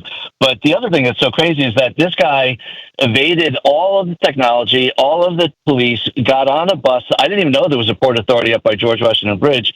He got out of the city, and then he only got as far as Altoona, Pennsylvania, with all of the evidence on him. He had no plan once he got out of the city. But, the fact that he got... Oh, no. Did we lose him? Yeah. No, he's still there, but he's probably... They didn't know his name. They didn't know anything. And he got out of the city. And what's even more incredible, this guy was a valedictorian for his class. Yeah. He was in a fraternity. He was at UPenn. None of these people recognized him. It's incredible. Well, they only had, let's be honest, they only had his eyes and his eyebrow, and he did look like a bunch of guys that I knew, too. I looked at him a couple times and went, he looks They only had the one picture with the mask. With the mask down. That I saw. Yeah, and I'm sure somebody, also, if you're friends with him, you're not going to be the first person to call the FBI and go, I think this is my friend Joe, But eventually random people recognized him. Yeah, right. Yeah. I find it hard to believe that the McDonald's employee... The McDonald's, they're getting absolutely murdered because all these people thought this guy was like John Wick and they're rooting for him. So this McDonald's is getting all these negative reviews right now for turning him in. But but I would, for $50,000, I'm sure someone would have recognized him and didn't like him and say, let me turn him in. But it's just incredible to me that he was able to have everything staged, everything get out of there, kill this guy. The guy didn't have any security, which is also totally unusual. Killed this guy, got out of the city, which against all odds, and then had absolutely no plan. Yeah, was his plan, Tony, to just assimilate back to his normal life? It seems a lot less obvious if you just become the next, doing what you do on a daily basis. I don't know, in Altoona, Pennsylvania. I mean, his family's from Baltimore, but he was like living in Hawaii. So I don't even know like where he's actually from right now. But I just would have thought after 6 days he would have been so far beyond Altoona, Pennsylvania. Well, here's the thing too: is we think that there's this big manhunt and stuff, but there's a lot of people that don't pay attention. There's a lot of people that have no idea who this guy is today. Yeah, you know what I mean. They don't even know who got shot. I don't even know what you're talking about. I haven't heard this story. So if you're a guy that's wearing a hat and a hoodie in Altoona, Pennsylvania, all right, just walk past. I think Tony's point is in New York and in the tri-state area, it's wall-to-wall coverage. Like, this is probably the biggest story. Oh yeah, but he got out. He got out of there fast. Yeah, it's amazing. And by doing it pretty old school, taking a bike to a bus. Yeah, you know what I mean. So it's not real high-profile stuff. A lot of people on buses aren't looking to make eye contact. He also yeah.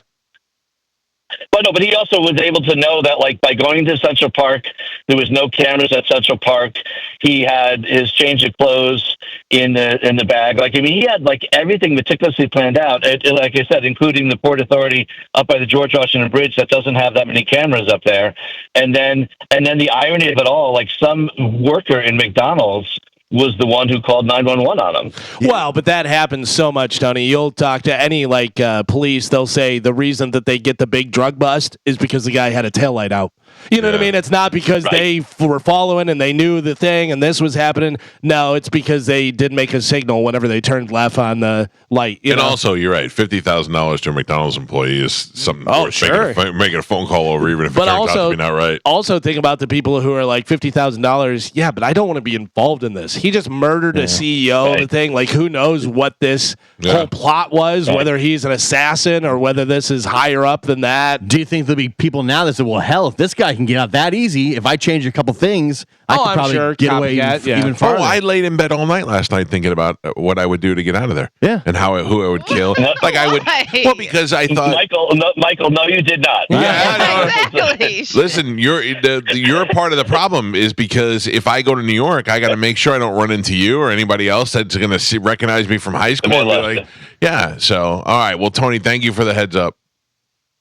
Yeah, and by the way, in what year is it that this guy's being named Luigi? Yeah, I know, right? He doesn't. To me, and Mario. Thanks, buddy. He's 26 years old.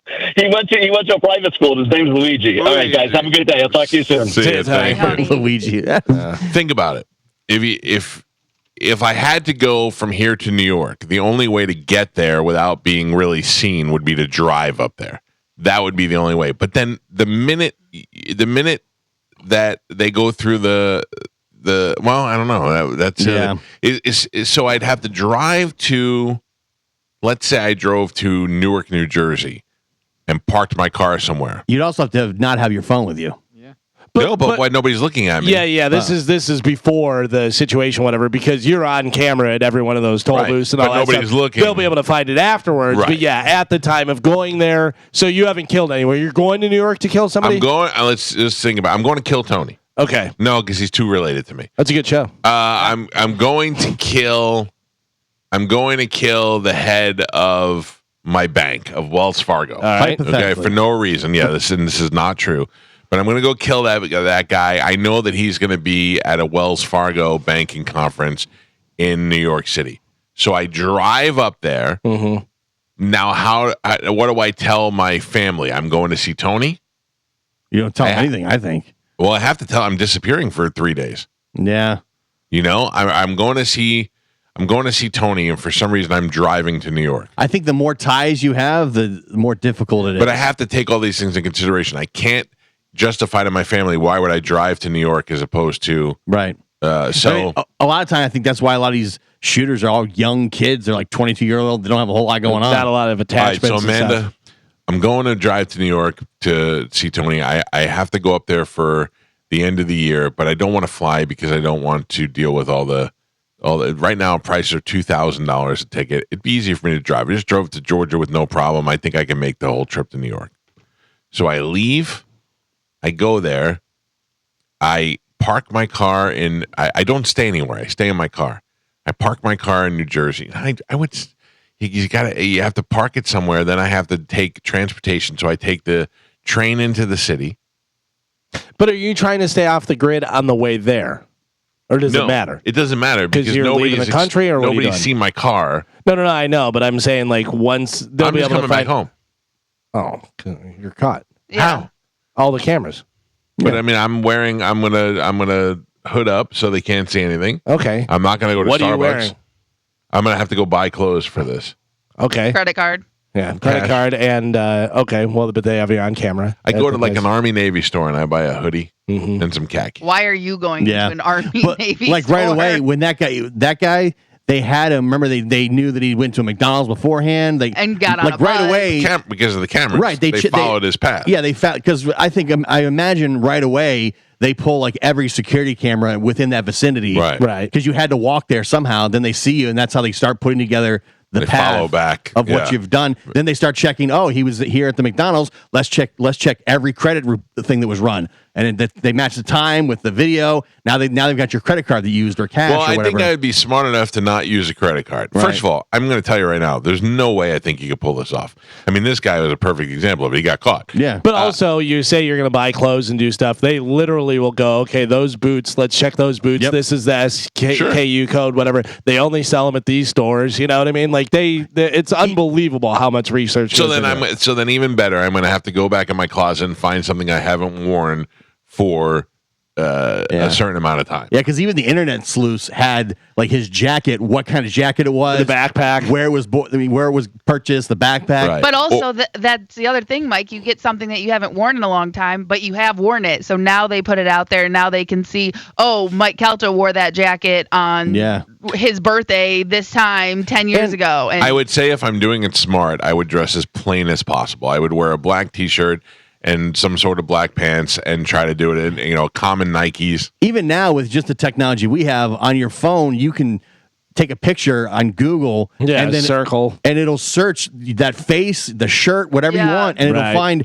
any picture on. So anytime you wore that shirt and you were photographed, Google will find that. Google will have it. Just with our technology on our phone. Imagine the police that have far advanced. I showed Gio when we did the Thanksgiving thing. There was something that came, like a video that came up of an item, and I was just like, "Oh, that's pretty nifty. I'd like that for my house."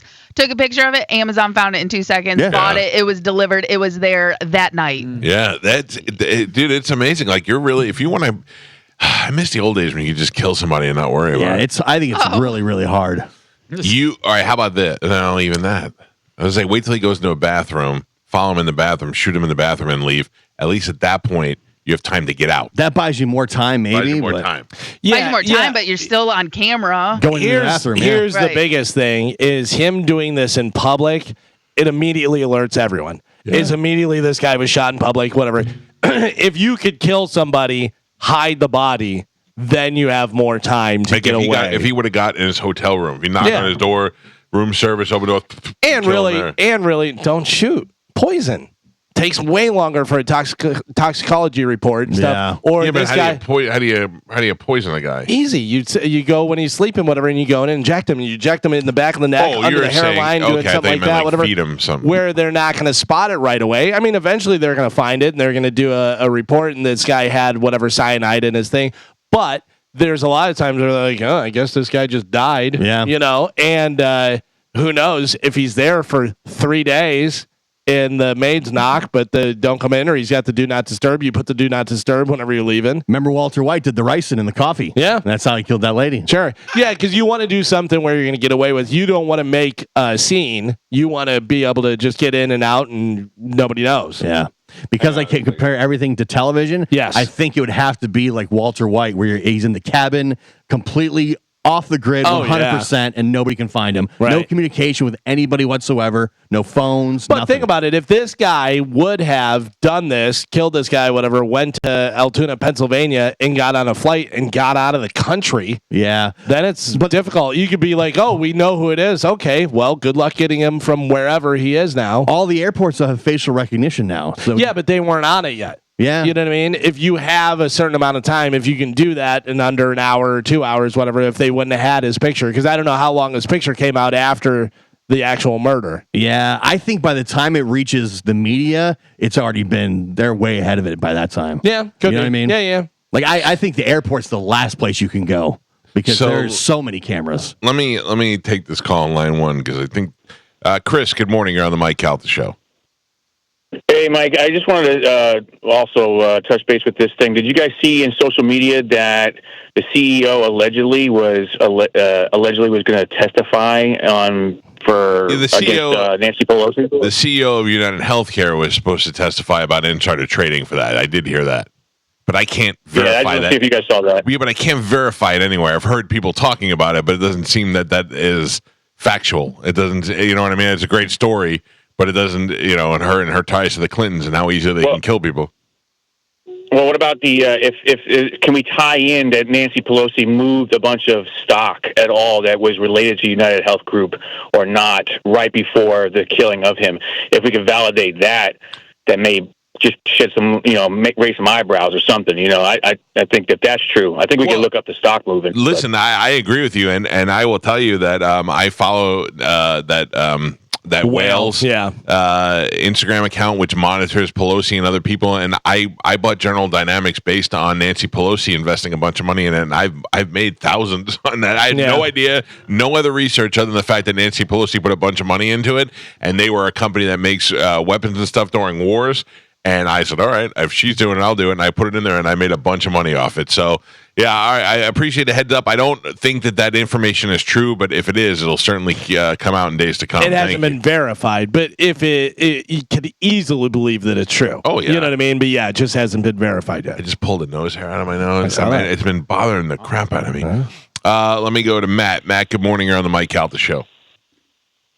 Yeah, hey, good morning, Mike. Hey, I was just going to say, I don't know if you guys remember from about 6 or 7 years ago, there was a show on TV, I think it was called Manhunt. Oh, yeah, we talk about it all the time. You just try to get away with it as far as you can go and hide, and it always seemed like the people that made it the furthest were totally off-grid, cash only, and they always seem to get caught by going back to social media or checking in with people on social media. Yeah, I don't know. It was a really cool show. They gave him a 30-minute head start. They said, "All right, now," and you have 30-minute head start, whatever. And they would go, "Yeah," but there are people that go through tolls, and they're like, "We got you. We got your plate. We know exactly where you are." But then, like he was saying, there was a few people that literally just went into the woods and just hung out in the woods because there were some people that went to their friend's house and stayed in the basement, whatever. And then the friend came out and talked to the people. I'm like, "Don't talk to them. You're giving them information, no matter whether you think you are or not." Yeah, if you completely stay off the grid, but that's hard to do. Yeah, thank you for the call, sir. Let me ask you a question, and you don't have to say it if you don't want to, but there was real quick. There was a couple. I think they were from Newport Richie that was on that show. Yeah, I remember you saying that. If you had to leave right now, if you did something and you had to run, do you know who the one person you'd go to, who you could just show up at their house, and be like, yeah. But here's the thing: it's like knowing you as long as I know you, you have your brothers and Kevin. Right. That's all I know. So if they said to me, where would he go? I go, well, he's got 3 brothers and he's got a friend. Oh. No. You're diming me out for it. Jesus. I'm turncoat. What a turncoat. What I'm saying is I don't think you would go to any of those. I would think you would go somewhere else, and I'd be like, that's all I know is his brothers and Kevin. But also, I would not get them involved. I wouldn't want to get them involved. Sure, but I'm saying you have an alternative. You know where you would go if you needed to go somewhere? Yeah. Yeah. Nobody. What do you mean? I wouldn't do it. I wouldn't get anybody else involved. It's the whole thing, 2 people can keep a secret if one of them's dead. Yeah. I'm not having any involvement with anybody else. You're much better doing it on your own. Where are you going? Oh, where am I going? Yeah. Oh, that I don't know. Well, that's what I'm saying. Like, I know that I have 2 people that I could show up at their house unannounced, not really related to me, not close to me, that would, like, you'd go through my background, you'd never expect those people. You know what I'm saying? Like, not a relative, not a friend, not anybody I talk about, that I could just show up at their house tomorrow and they would hide me, and there's very little connection. And they wouldn't turn you in if there's like a $100,000 reward? Yes. Yeah. There's 50,000. This guy was what, 50,000? Both these people have way more money than that. And I could show up and live on their property, and I could hide out for a while and not like live in their basement, say, or in their backyard or something, in their guest house, and that nobody would ever suspect it. Migs. No, Migs would dime me out in a second. He's all his brother-in-law's a sheriff. Are you kidding me? No. I don't. I mean, like I feel like everybody, the first thing you do is my number one resource for anything is Pete. I could not go to Pete because everything would be tied back to Pete. Yeah. My other one would be my father. My father could probably put me into somebody else that I don't know. You know what I mean? But it still would have to start with my father. Right. Yeah. So it would be weird. My father wouldn't crack under pressure. I can tell you that. No. But they could trace things and maybe catch a slip up somewhere. So I couldn't go to my father. How do you disguise yourself? I would say to try and fit in, not to look, because the minute you put on a hoodie and a mask, you attract the attention of. Can I tell you what I do immediately? Yeah. Is shave everything except for my mustache, put glasses on, shave my head into like a horseshoe bald thing, whatever, and wear a suit. Yeah. You would not know it was me in a million years. I think no Dr. Phil just walked in here. Yeah. Right? There's no way you would think that was me. Can you describe Galvin? About 6'4". Yeah. Horseshoe balding in the background, mustache. I saw a guy wearing a Kansas City Chiefs t-shirt. Definitely not Galvin. Walks with a limp. Yeah. And speaks with a Spanish accent. Right. Yeah. Hello. But like, if you didn't know me, I wouldn't look odd. I'd look like a 50-year-old guy that, works wherever. But if you knew me, you'd be like, that was Galvin? No way that was Galvin. Yeah. That's wild. That'd be wild. We have talked about that. Yeah, like doing an event where we all try and hide. That would be great. Could we do that? I think you could do it probably the best. Me? Yeah. No. You could change your hair. You could change your hair color. You could dye your hair jet black, put it in a ponytail, or have it cover your face a little bit. I would never think to look for you. I don't think so. I think the second I talk or laugh or I give myself away. I don't think I can do Carmen, if you had jet black hair, thick glasses, braces, and you were in a wheelchair. Oh. No, because then get creep like me and be like, I totally banged the chick in the wheelchair. Yeah. As big as this audience is, I wonder if one of us went somewhere, how quickly we'd be found. Yeah. Oh, I get that a lot of.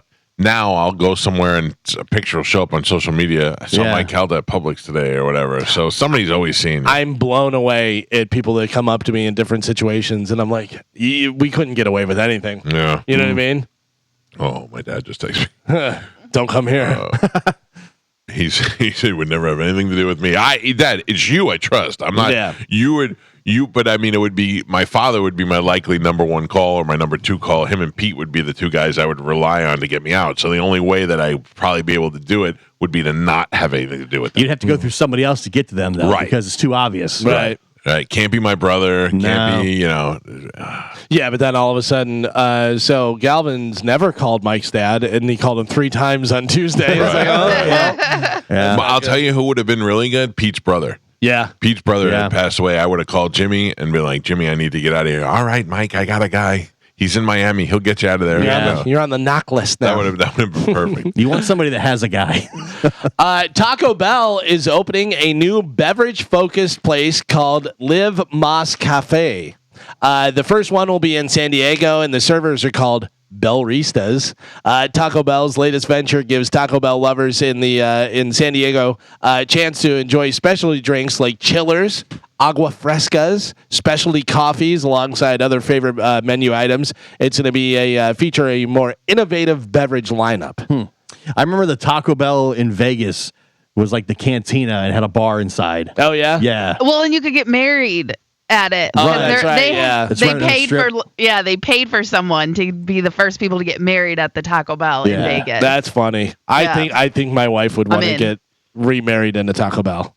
Really? She would like that. I mean, we're already married. We already did our wedding, so that would just be fun and dumb if we were all out there, But I'd be great. I mean, the food at the reception would be fantastic. Carmen, would you make a dress out of hot sauce? 100%. Yeah. The best thing I got one from Five Below were hot sauce packet, Taco Bell hot sauce packet, pool floaties. Oh, nice. I don't even have a pool, but I bought them. I was like, I don't know when I'm going to use these, but I will use these. 100%. Yes, they're awesome. I have a hot or not for you guys. Oh, good. Yes. Listen to all the facts here. Shannon Laughlin, a 21-year veteran of the of the sheriff's office, resigned this week in the midst of the department internal investigation into her performing in adult videos. Yeah. Job she says that she took out of desperation. The veteran deputy says she turned to performing in adult videos because, quote, I was desperate, I was drowning, I found a legal, lucrative means for providing that support for my family that I needed, time to save my home and for them and to feed my family. The 44-year-old wife and mother had been with the sheriff's office as a driver training instructor for years, a job that she says that she loved up until she had to submit her resignation last week. The sheriff's office launched an internal investigation into deputy after learning that she had been appearing in online sex videos. The department did not say how they learned of her online sex videos. Laughlin admitted that she had likely violated department policies by not obtaining advanced authorization from the department for her outside employment, which she says they probably would not have granted. So she is a 21-year veteran of the police department. She is 44 years old. She's a wife and mother, and she was a driving instructor there with the department. And she said, hey, this isn't cutting it, so I'm going to start doing some sex videos online. Mike Calta, hot or not? Completely hot, and I'm going to tell you right now, because her whole life people were saying how hot she is. That's how she knew maybe I could do an OnlyFans. Maybe I could do something. So yeah, she's definitely hot. All right. Gio, what do you think? By the way, this is in Colorado. I agree with Mike. She knew she was hot because people probably tell her all the time. Yeah. And that's why she's like, oh, I can totally make money instantly if I do this. Yep. Okay. All right. Carmen, what do you think? Oh, I think not hot. The reason she was like, she had one good day and someone said it and she's like, oh, really? But no one's turning you in if you're hot making sex videos. Yeah. You know what I mean? Yeah. Nobody yes, they do, because they can't stop talking about it. Ralph is like, you're not going to believe this. I was on OnlyFans last night, and Susan's up there. What's her name? Her name is Shannon. Yeah. Shannon. Okay, Shannon hot, Janet not. Shannon. I stick with hot. All right. So Mike says hot. Gio says hot. Carmen says not hot.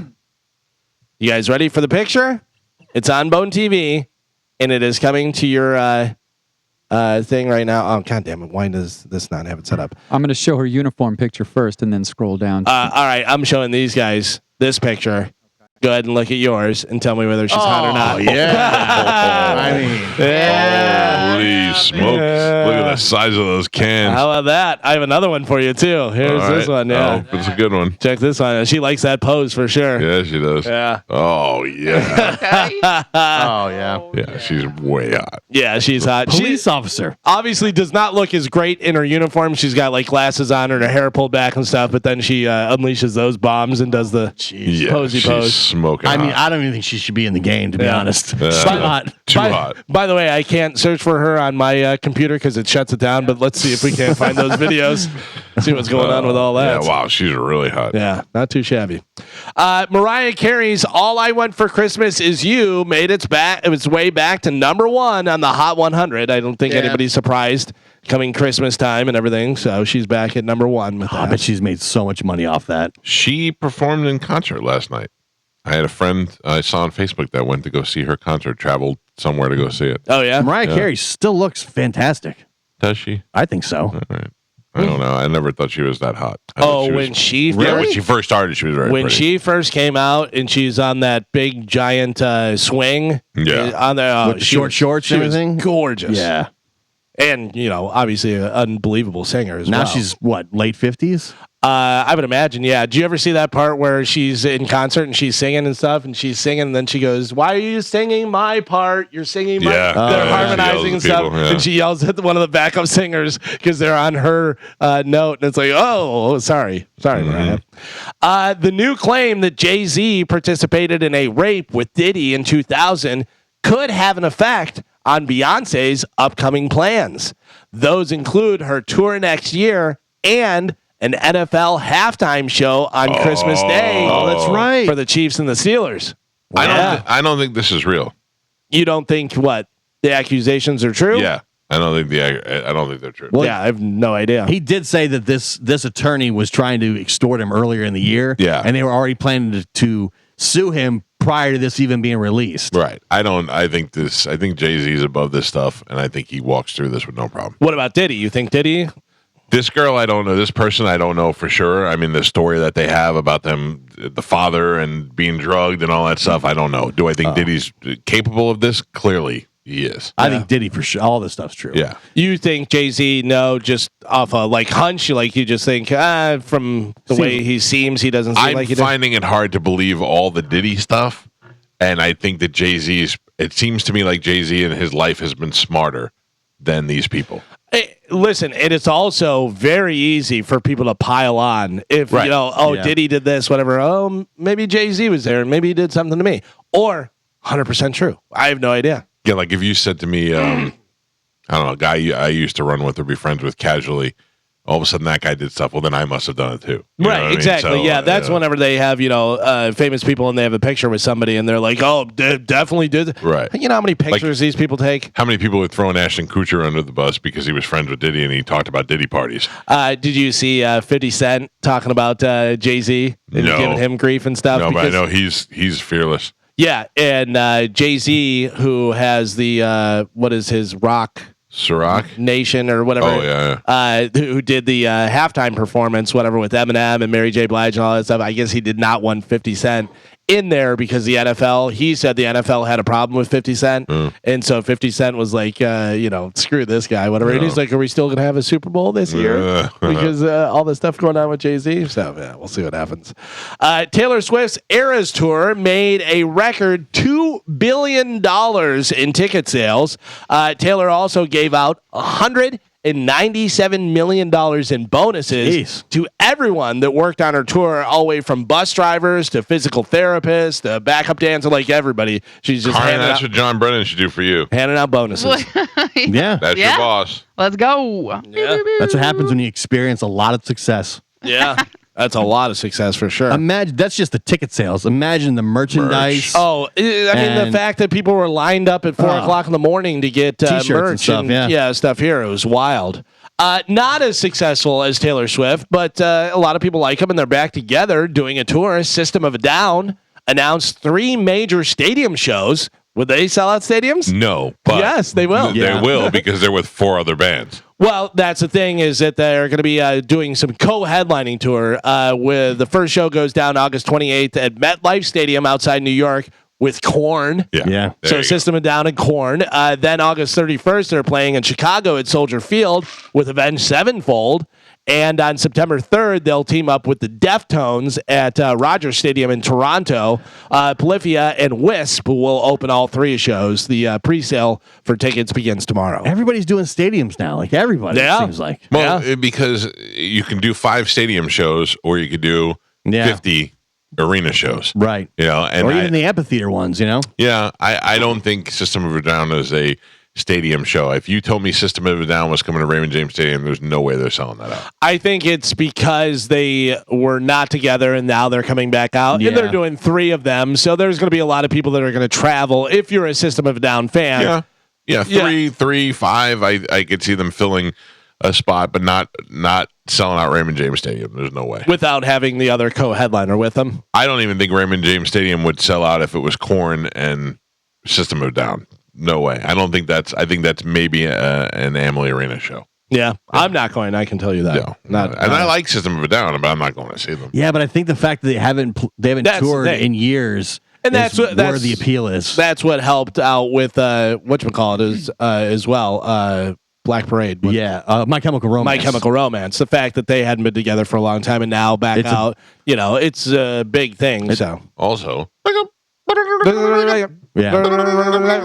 But I think you're right though, because if they were doing arenas and they did, Jacksonville, Miami, Tampa, Orlando, that would fill us. That just those alone would fill a stadium. So if they just do one date in the state, Orlando Camping World Stadium, it all converges and you get your stadium. That's a lot of the comedians say whenever they would go and they'd be doing Thursday, Friday, Saturday, Sunday, 2 shows in each, for comedy clubs, and they were all sold out and stuff. They go, just do a theater show, do one night, do 2 shows at a theater.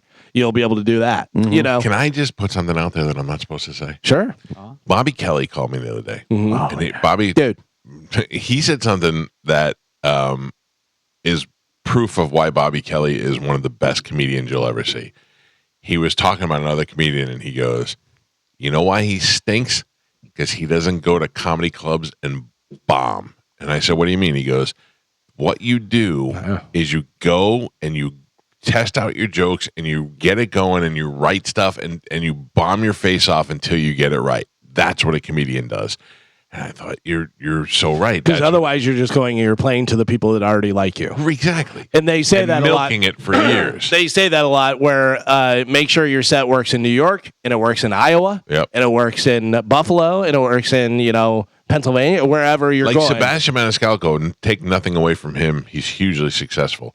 But he is now got his audience, and now he's just writing jokes for that. It's all about I didn't know. I'm Italian. Is it the dat fan That's effect? all you're going to get from him. Yeah, that's all you're going to get from him. And he said the best comedians, and we weren't talking about Sebastian. He said the best comedians are the ones that go out. And Bobby, we'll go to Comedy Cellar, I think, every Monday and go and do shows. I forget who was talking about Chris Rock, which I have a story coming up about him. But Chris Rock, they said that he would go to the comedy clubs and work on stuff, and it would bomb. And he would tell the people, don't get ready to laugh because this stuff I'm still working out, whatever. And he would work on it, and then next time you saw him, it was 70% better, and the next time you saw him, it was better, and then it was his special, and it killed. But it all comes from that, and you got to polish it up and make sure that it works, and you're cutting this out and moving this over here. Yeah. If you're in the crowd though, and Chris Rock shows up, you're like, "Oh my gosh, this is going to be amazing!" Sure. Yeah. And then it kind of don't get your hopes up. Yeah. Bobby Kelly is coming Off the Hook Comedy Club in February with some comedians who are coming to work some stuff out. Yeah. That's all I have to say. I was saying, I thought you said you can't say. I didn't say. Yeah, you didn't say. That's all I said. I feel like you said. Don't make me say anything. No, I feel like you did. What? I'm so. Can you give us any? Can you not say who it is? Can you give us initials? No. Just whisper. No. Can you not say who it is? I don't know where who it is. I don't know. It's Off the Hook Comedy Club. I feel like you've already said it. I have Like said what nothing. time? I have nothing. I would go to all of his shows. When is this? Is it somebody Bobby's friends with? I have no idea. I don't know nothing else. I'm not saying anything. Somebody we're fans of. I don't know. I don't know who you like. I mean, I know. What else we have? I know who it is. What else we have? Speaking of Chris Rock was performing at a billionaire's private Christmas party when he bailed in the middle of a set because why? He bombed? No. I know why. I saw it. Because it says on his way. I gotta make a poop. On his way out, he complained how it wasn't supposed to be videoed or anything, and somebody had their phone and they were recording. Really? Yeah. And he just quit in the middle of it? Hey, he's like, I'm done. That was part of the deal. It's probably in his contract yeah. that you can't film it. I wonder how much Chris Rock gets paid for a billionaire's private Christmas party. Oh. Arnie Lang did that for the Crafts. Yeah. The guy that owns the Patriots. Yeah. He went to his house and did stand up for a small group of people. That's got to be uncomfortable. Yeah, it's got to be, but it has to be worth the money. I remember Joe Rogan talking about that, about Ron White, said that he did a corporate gig, whatever, and he goes, really? And he goes, yeah. He goes, I told him no, and then they told me more money, and he goes, I told him no again, and then they told me even more money, and he goes, and I couldn't turn it down. Yeah. Like, you get to a point where you're like, this is going to be terrible. Yeah. This is going to be awful. It's going to be whatever you're doing, a half hour, and it's just going to be bleh. But they're paying me so much, I can't say no. Yeah. Yeah. That's, I mean, you're a businessman. That Nicolas Cage movie, the what is it? The Success. The where the guy what's the name of the movie? Oh, where Pedro Pascal gets him. Yeah. The Incredible Weight of or something. The unbearable weight of unbearable weight. Yeah, that's what happens. He pays Nicolas Cage to come hang out with him because he's out of money. Yeah. Like he just pays him just to come hang out at his house for a week. Yeah. Who would you pay to come here? Who would I pay? Yeah, what do you mean? I don't think if I had a bunch of money, I don't know if I'd pay any comedians to come perform. I'd pay a musician. Oh yeah. So if I'm a billionaire and I want to have a party and do something, you know who I thought of the other day that would be great is Oz Perlman, that mentalist. I would I would love to have him come. Fun. That would be just a cool, because he doesn't have to be spotlight on him. He could go around to different groups of people and just do tricks for this people, whatever. I think that would be so cool. Obviously, I used to always say I would have Van Halen. Like back in the day, I would have Van Halen play my party just like Spicoli. Comics, I would have Shane Gillis. Oh, yeah. That's who I'd pick. Robert Downey Jr. had Duran Duran pay his 50th birthday party. I thought that was pretty cool. Yeah. Shane said that he was paid to go to a dinner and it was a bunch of NFL like Hall of Famers and stuff. And the guy was like, Shane, why don't you do some of your jokes? And he's like now, like they were at the dinner table, and he's like, yeah, and he's like, all right, because he was getting paid, and he goes, and I just stood up and bombed. He goes, just a weird situation, you know. I don't know if I could do that. If I'd ever be eating dinner and stand up and go, yeah, you know, about pooping, you know, that'd just be so weird. You ever go to the laundry, man? Yeah. Guitar Gods, Joe Satriani and Steve Vai are going to tour together. This is a weird name. Now, what would you call a band with Steve Vai and Joe Satriani? Just off the top of your head. Something guitar related. Axe Masters. Okay. Already a better name. Vai and Satriani. VNS. Even better. Yeah. They're going out as the Satch Vai Band. Oh, no. I don't know. There's no U.S. dates at this time, but I'm sure there will be. So you can go see Joe Satriani and Steve Vai. Unbelievable guitars. A lot of guitar. Terrible names. A lot of guitar. Oh, a lot of guitar. A lot of guitar. There's a great live concert video of Steve Vai, and he's talking, and he goes, you know, when I was growing up, he goes, I thought about all the different things I could be and stuff. And he goes, I thought about being a pop star. He goes, I thought about like trying to, you know, get into that gig and stuff. And then I realized I could do this, and just starts wailing on the guitar. You're like, yeah, that's better. That's better. Who do you think Time Magazine's Person of the Year should be? I have some of the front runners, a short list of the front runners on here. But off the top of your head, you think Time Magazine for this last year, who's a huge name? Time Magazine person. Taylor Swift. Donald Trump. Right. Donald Trump, who was president, not president, came back, ran for president, assassination attempt, then became president. I think, yeah. Taylor Swift makes sense as well. Who'd you say? I was saying Trump as well. Yeah. I'm going to say Joe Rogan. Joe Rogan, guy who helped the president become president. All good answers. Some of the ones they have on here. Kate Middleton. I mean, granted, she's sick and she got cancer and all that, but what did she do? Donald Trump, which we all think makes sense. Elon Musk. Another one. Vice President Kamala Harris. I mean, she did run for president. So the way they say that they give away the person of the year is that some person has made the most impact on the world. Right. And that's why in 9/11 they were considering giving it to Osama bin Laden. Yeah. Because he had disrupted the whole world. Yeah, I remember Rolling Stone had the Boston Marathon bomber. Yeah. And they couldn't do it, so they gave it to George Bush because of the way he handled it. But I think that Donald Trump. Who else did they have? And Joe Rogan. Really, Joe Rogan? Yeah. That's interesting. I mean, think about it. No, I don't think it's. I think it's fair that they would say that. I don't expect them to be fair. I feel it's very. Joe Rogan has changed the way people digest media. He had a huge influence on the election, and is become one of the most popular media people in the world. I think Joe Rogan definitely should be in consideration. Did you see Anthony Jeselnik has a new special on? Yeah. Did you watch any of it, or have you seen any clips from it? Yes. Do you see the Joe Rogan thing? No. He goes, I love Joe Rogan. Joe Rogan's a good friend of mine. But if you listen to Joe Rogan's podcast, you are an absolute loser.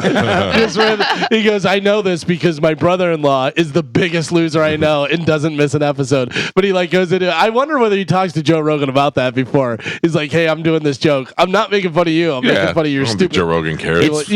It's weird to me how big and popular Joe Rogan is. I like Joe Rogan. I listen to Joe Rogan's podcast. But it's so funny is I don't. I've never listened to a podcast of Joe Rogan's that didn't talk about me. That's the most time I've ever listened to a podcast is when they're talking about me, whether it be Bert or Bobby or somebody that went on the show. That's the longest I've ever listened to, and I'm not against it. I find the clips to be very interesting, but that's enough for me. I do only watch based on what guest is on. If it's somebody I like, somebody like a lot of times. Yeah, you're always going to laugh at Shane Gillis or Tony Hinchcliffe or something like that, but it's not enough for me to sit there and we'll put headphones on and be like, I'm going to listen to an hour of this. Like I'm not looking forward to every episode. It depends on what the guest is. But when I watch that podcast or listen to the podcast, I'm thinking, how is this? This is the biggest thing in the world. Yeah. It's so massively huge and influential. I don't see what separates it from everything else. Is it? Or do people just, because of the way they I don't know. The way they digest clips of things now as opposed to long form of video, but and because the clips are so available on social media, is that why people say Joe Rogan? Or are they listening to his podcast in full? I know there's numbers. I was going to say there's numbers that show it that his podcast. But do you know anybody that listens? Like Gio said, somebody that's listened to every episode. You're looking at him. You do. Yeah. There's episodes that I skip because I'm not interested in the person, whatever. But there's also episodes. And would you say you listen to the whole thing or 90% of it? Yeah, but I listen to it a lot of times. I'll just listen to it in my car. I'll put it on. And the majority of the time, it's somebody that I'm interested in. Yeah. You know what I mean? So I'll skip some. But then there has been some that I don't know this person, but it's interesting. Sure. You know, this person. The space stuff, I don't know those people. And I like those stuff. But I don't need more than 10 minutes of it. Like, I can't figure out what's so special about Joe Rogan that separates him from everything else that's out there. Like, he stands on his own. Can I tell you what my opinion is on Joe is the key to this show being successful and Howard Stern's show being successful. I think Howard taught it to the world is honesty. Yeah. The minute somebody feels like you're lying to them, the show isn't worth it. I have been so honest about from everything from crap on my pants to being a good or bad father, falling in the backyard, and or having a guest on and be like, that guy sucked. To being honest, because people feel like that they can trust you. You know what I mean? Joe Rogan, especially during the pandemic, the fact that he came out and people were condemning him and he was saying this, that, and that, I think a lot of people are like, there's a guy we feel like we can trust. He didn't bow to anybody. And then certainly with the politicians, he had the opportunity to be the hero. And he was like, I'm not doing that. I'm not traveling to you. I'm not doing your interview. I think that's why people like him. And then on top of that, you mix in UFC. That he's the guy from UFC. He's so knowledgeable about that stuff. He's knowledgeable about a lot of stuff. He has a very good memory. So he reads a lot and he can, spout back stuff, whatever. But also the other interesting thing, I don't think he's funny at all. I never saw him stand up. I don't think he's funny at all. Yeah. I think he's interesting and he's a good interviewer and they go into interesting stuff and it's not all serious. It's, all over the place. Right. Like Theo Von's podcast, also crazy successful. But Theo Von makes me laugh nonstop anytime I hear him. So I would think that to me, that's the appeal. Theo Von, I feel like I need in smaller clips because Theo Von is so out there that I can't listen to more than like 5 minutes without going, all right, he's just too crazy. Like his sound bites are great. Yeah. The ones that people use. Carmen, it is unbelievable. Some kid called up about pies. Did you see that? No. And he was like, Theo, I wanted to ask you, Thanksgiving's coming up and this and that about pies, whatever. And it's a voicemail, whatever. So then Theo's talking to camera to respond to this kid, but the kid's not on the phone, whatever. And he goes, I'm glad you called because I love pies. And starts going into this whole thing. It's just so dumb and funny. Yeah. I mean, he's unlike Rogan, I feel like Theo is more of a character. And I feel like Theo, you're getting. I mean, granted, he could talk to famous people, but it was kind of like watching Ali G talk to famous people. Yeah, it's like you're looking for the famous people to react like you're reacting, laughing at him. Yeah. Joe Rogan, you're not expecting that. Yeah, when he had JD Vance on, and he was, it's getting to the point where you can't even buy cocaine anymore, and JD Vance laughs at that. You're like, that's a funny. Yeah. Howard Stern's bugs me when people say Howard Stern's a great interviewer. If you're allowed to have an hour with Bruce Springsteen and you can't make that, I could do an hour of Bruce Springsteen and it'll be on HBO. It'll be a great interview. Give me an hour to talk to Bruce Springsteen. I think most people who are in the interview business can do that.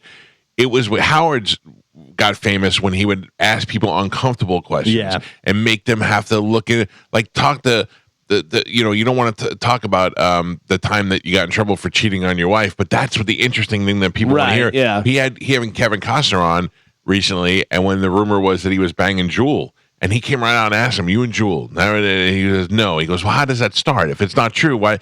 That's what makes you great. That when you're unafraid to ask those questions, that's what makes a great interviewer. Sure.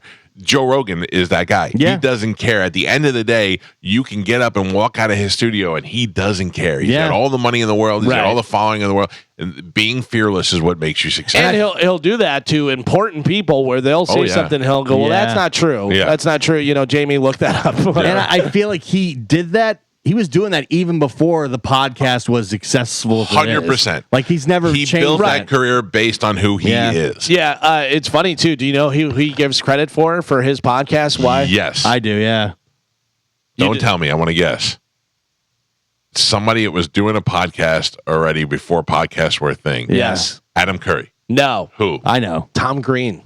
Oh, Tom Green. Yeah. Tom Green. He was on the guest as a guest. Yeah, there's a clip of it too where he's really enamored by it. He's like, man, this is the future. Like he goes, if you can figure out how to make money with this, he goes, this is really. Then Joe went and figured out how to make a lot of money with it. That's crazy. I bought one of those play sets for Joey when he was little, like the big slide and the fort thing in the backyard. And Ralphie May came over and he goes, I like it. I go, thank you. He goes, but you should see what Rogan has. I go, what is Rogan? He goes, Rogan's got about 18 of those connected together in his backyard. Must be nice. Finally, in news, the New York Times has a list of 24 things that happened for the first time ever in 2024. Holy! I'll tell you what. I got to talk to Dom, but I want to do that. Can we save that for after Dom? Yeah, because that's interesting. It's a lot of interesting stuff that happened for the first time ever in 2024. All right. I think I already know one of them. Let's take a break, but when we come back from break, Dominic Ferriello is going to be in the studio to take your legal calls. So if you're the kind of person that needs a little legal advice, get on the phone lines now. 800-771-1025. 800-771-1025. Ask the Dom is next on 1025 The Bone. Right now in the studio with us is our friend Dominic Ferriello. Dom, how are you? There we go. Good morning. What's up, Dom? I had to press the button to turn the mic. It's all right. I understand how things work. Good morning. All right. We got a bunch of phone calls. If you want to get through, get on the phone lines now. 800-771-1025. Let's start right at the top. Let's go to Jen. Jen, good morning. You're on with Ask the Dom. What do you got, Jen? Good morning. I was calling because yesterday I got a call from the place where I store my camper with the parking storage facility to ask me if I had my camper because they had another person who was in there and they went to get their camper and it was gone. So they went to the lot and mine wasn't there. So they gave me a courtesy call to see if I had it. I did not have it. So it was stolen. We did the whole police report, all that jazz. I talked to them about liability. They said, you store here at your own, there's no fault here. However, my question is, their cameras in the gate has been broken since the hurricane. So I signed the contract that there was security there to protect, my investment, and they've breached that contract. So I don't know if we have a leg to stand on or if I'm just screwed. Yeah, I mean, what complex says that you store at your own risk? Right. You would imagine that if you're paying to keep it somewhere, it's got to be at they have to be responsible for it, right? I mean, yeah, if that was the case, they wouldn't have security cameras at all. It doesn't sound like these are functioning, or a damn gate. It's just an empty lot, there you go. I'm charging you for the dirt. They wouldn't go through all the protocol. You probably have a gate pad or code to get in. Exactly. So that's kind of like an oxymoron statement by this company. Of course, they're going to be responsible. So what you need to do is request a copy of their insurance coverage. Also, do you have insurance on the camper? Do you have your own insurance on it? We do. We have our own private insurance. We also paid monthly for the insurance that they have there. Oh, I mean, so you're doubly covered. So a couple of things here. You can make a claim through your own insurance, less a deductible, mind you. That's the only negative thing about your own insurance because you got the deductible. But you can make it. If the other guy's going to get squirrely, you can make a claim through your own company. They can pay you out less a deductible. Then they're going to step in your shoes, which is called a subrogational right interest, and then they're going to go after the insurance company of the premises where you kept the camper. That's one option.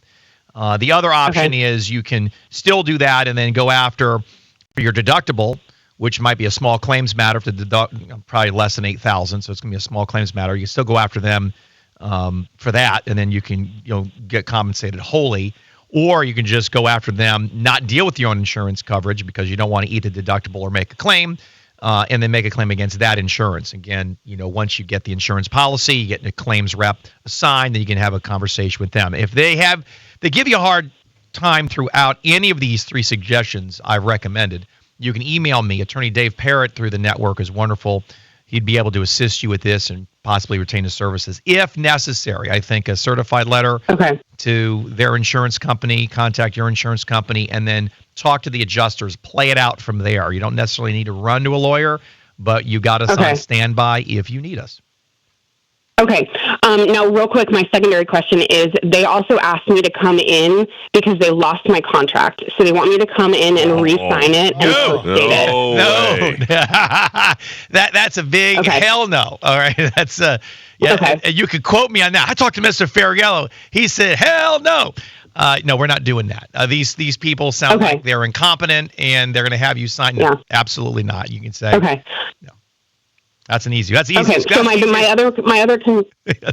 I'm sorry. I was just going to say that was probably one of the easiest questions I've ever had on this segment with Mike. No, I mean I didn't intend on it, but I just feel like that's also kind of just adding into my concern about their negligence here. Yes. But my other concern is I don't have a copy of my contract. Like I can't find it. I can't find it anywhere. That's fine. So that's fine. Okay. I mean, it's not like your existence there is known. You probably have some payments to these people. You can establish a relationship based on the longevity of your stay there as far as tenancy with the property. Okay. No one's going to say that. No, we've never met this lady before. I mean, that's so. I wouldn't worry on that so much. I mean, it would be helpful if you had it, but if neither one of them had it, then you're a month-to-month contract, I guess. But it's not like they don't know who you are and vice versa. So I wouldn't let that ruin today. Good call today, Pumpkin. They did all the right things. Yeah. Yeah. Thank you so much. I appreciate it. Good luck getting your RV back. I'm not holding my breath. Yeah. Wow. All right. Thank you. Yeah. It seems to me an RV would be something easy to steal because you could just take it and park it somewhere. That, like, if I took it up to your property, Dom, nobody's really going up there and nobody's checking for stolen RVs. Well, now that Joe is retired, my father-in-law, he's up there every day. But outside of that, you're not going to, I mean, the problem with those type of instruments is that I would just take the battery out. Yeah. One is it's probably a smart thing to do because if you leave it in there, it's going to drain anyway, especially in the summer months with the heat. And then you just, but then if someone knows about it and it's good enough, they know your situation, they'll just bring a battery up there with them. Well, she said camper, so I was assuming it's like a bigger one. Well, no, a trailer. You just pull up and hitch on and drive off. Yeah, I think that was my interpretation as well. That you just hitch it and then gone. And if nobody's got security, if they're not paying attention, But she definitely has some recourse there against those. I just love it that you park at your own risk. Well, why am I paying you then? I'll just leave it in Walmart if that's the case. All right, if you want to get through 800-771-1025, let's go to Joe. Joe, good morning. You're on with Acid Dom. What do you got, Joe? Hey, good morning, y'all.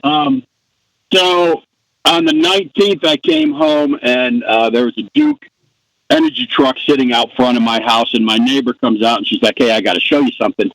She walks me around the backyard in my shed, and I had one of those plastic 8x8 tough sheds, totally gone, down to the ground, not even smoking anymore. Burnt. And so I went out to the Duke Energy people, and they're like, "Yeah, when the storm came, the wires got knocked down, so when they put them back up, they didn't tension them properly, and it sparked and caught your shed on fire." Oh. So this wasn't anything to do with the storm. It was after the storm that this happened. And now I filed a claim with Duke the day after, and I haven't gotten anywhere. And I've called a few lawyers, and most lawyers say, well, the cost of hiring me is going to offset the cost that you're going to get back anyway. I don't have renter's insurance. I don't own the home, but I own all the property that was inside, and I have receipts for the majority of the stuff. I don't know what to do. It was like $10,000 worth of stuff. So it wasn't like a little bit of stuff. Here's my hammer and my nails. No, it was quite a bit of stuff. All right. Well, it's a county court matter because it's above $8,000. So if you wanted to make a claim against them or sue them, it's a county court action. You said you're not the owner of the property. You don't have renter's insurance. Who is the owner of the property? I've never met them. It's through some management company that I've actually never even met the people. They're super nice people, great guys. But I could find that out. Yeah, well, they would have the standing to make a homeowner's insurance claim on the shed. It's on the property. Well, why don't you just contact... Right, they are doing that. Okay. They are doing that also, but that's neither here nor there with the stuff inside my shed. I understand. So they're going to have the shed replaced, but they're like, well, we didn't own the stuff that was inside. I understand. I got your problem. So everything inside of it was yours as the renter. These folks like, all right, we're going to replace the shed, but sorry about the stuff because you could have had a 1952 Mustang in there or something, or Ford or what have you, and then that thing burns to the ground. You got depending on right. An 8x8 shed, it would have had to be taken apart, but we're not going to split hairs. Yeah. So So what you have now is you're correct. So now you're back to you need to retain the services. Well, you necessarily, if you can't find a lawyer, you can call Dave at my office. 2 calls in a row, which is fine with property damage. or property loss. Dave can probably work with you on the cost, but what you need to do is file a civil complaint in county court against Duke. And the cause of action is their negligence when they were doing the wire repair post-storm. As much as we appreciate those folks fixing everything from the storm, they got to fix everything right, not burn things down. That's the action. So if you email me at asadom.com, I can give you Dave's information, or you can just go down and you can file the complaint on your own, and then just pay you pay the filing fee, and then there's a service fee process because you have to serve the registered agent for Duke.